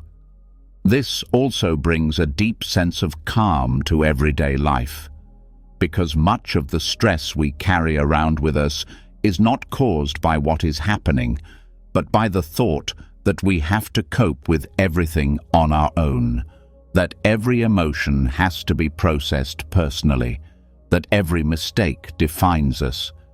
But when you let go of this sense of ownership, the mind softens. It becomes more fluid, less reactive, more compassionate. Even suffering becomes easier. The pain is still there. The difficulties remain. But you no longer burden yourself with thoughts like, this is my failure, this is my burden, this is my fault. You are simply present with what is. You let your body feel, you let your breath hold, you let the moment pass. Over time, this shapes how you present yourself in the world. You listen better because you're not busy defending your point of view. You pause more often because you're not concerned with protecting your identity. You respond more gently because you've stopped taking every thought personally. and that makes your presence secure for others and for yourself. That is what non-separation really means. Not merging with everything, but remembering that you were never cut off. You were never out of rhythm. The breath of the universe has always flowed through you. You just forgot it. You confused movement with possession. But now the grip is loosening. Let this be your place of rest tonight. Let the breath move you effortlessly. Let it flow in and out like waves on the beach. Don't name it. Don't take possession of it. Just notice it. Just accept it.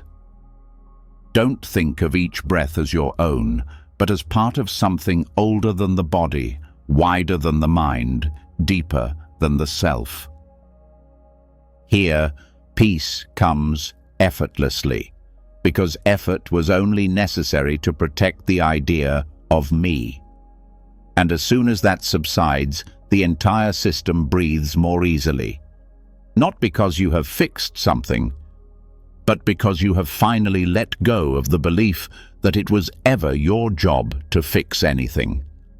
And now, from this breath that belongs to no one and flows through everything, we continue, not into more thoughts, but into the quiet space beneath, where silence is not absence, but presence without possession. After 3 quiet hours of return, breath by breath, thought by thought, moment by moment, you have arrived at a place where the world rarely ventures, in silence. A calm that does not demand silence, but lives beneath the noise. You have wandered through teachings that are not meant to be memorized, but felt. From the silent gong that trained your mind to hear the unspoken, to the robe of contentment that loosened the grip of desire. You have learned to bow to the moment, to bend like bamboo, to touch the earth in your own consciousness. You have learned that not every thought must be believed, and not every question must be answered. That peace is not something to be pursued, but something to be discovered when you stop claiming every breath, every thought, every feeling as mine. You have encountered ghost thoughts. You have watched your identity dissolve like a sand mandala. You have remembered how to breathe with trees, how to nourish the inner monk, how to fall asleep, not by silencing the mind, but by realizing that it never needed to be fought. And now you rest, not because everything is perfect, but because you have made peace with what is. The mind doesn't need to know. The self doesn't need to fix anything. The breath doesn't need to belong to you. Silence is enough. This moment is enough. You are enough. If these teachings have touched you deeply, leave a comment below. Write, "I am calm now." Let it be your gift, your memory, your way of closing the circle. And if you want more journeys like this, journeys that not only help you fall asleep, but also help you wake up differently, subscribe to the channel and click the bell. Where this comes from, there is even more peace. Sleep well, wake up light, and thank you for walking this path with us.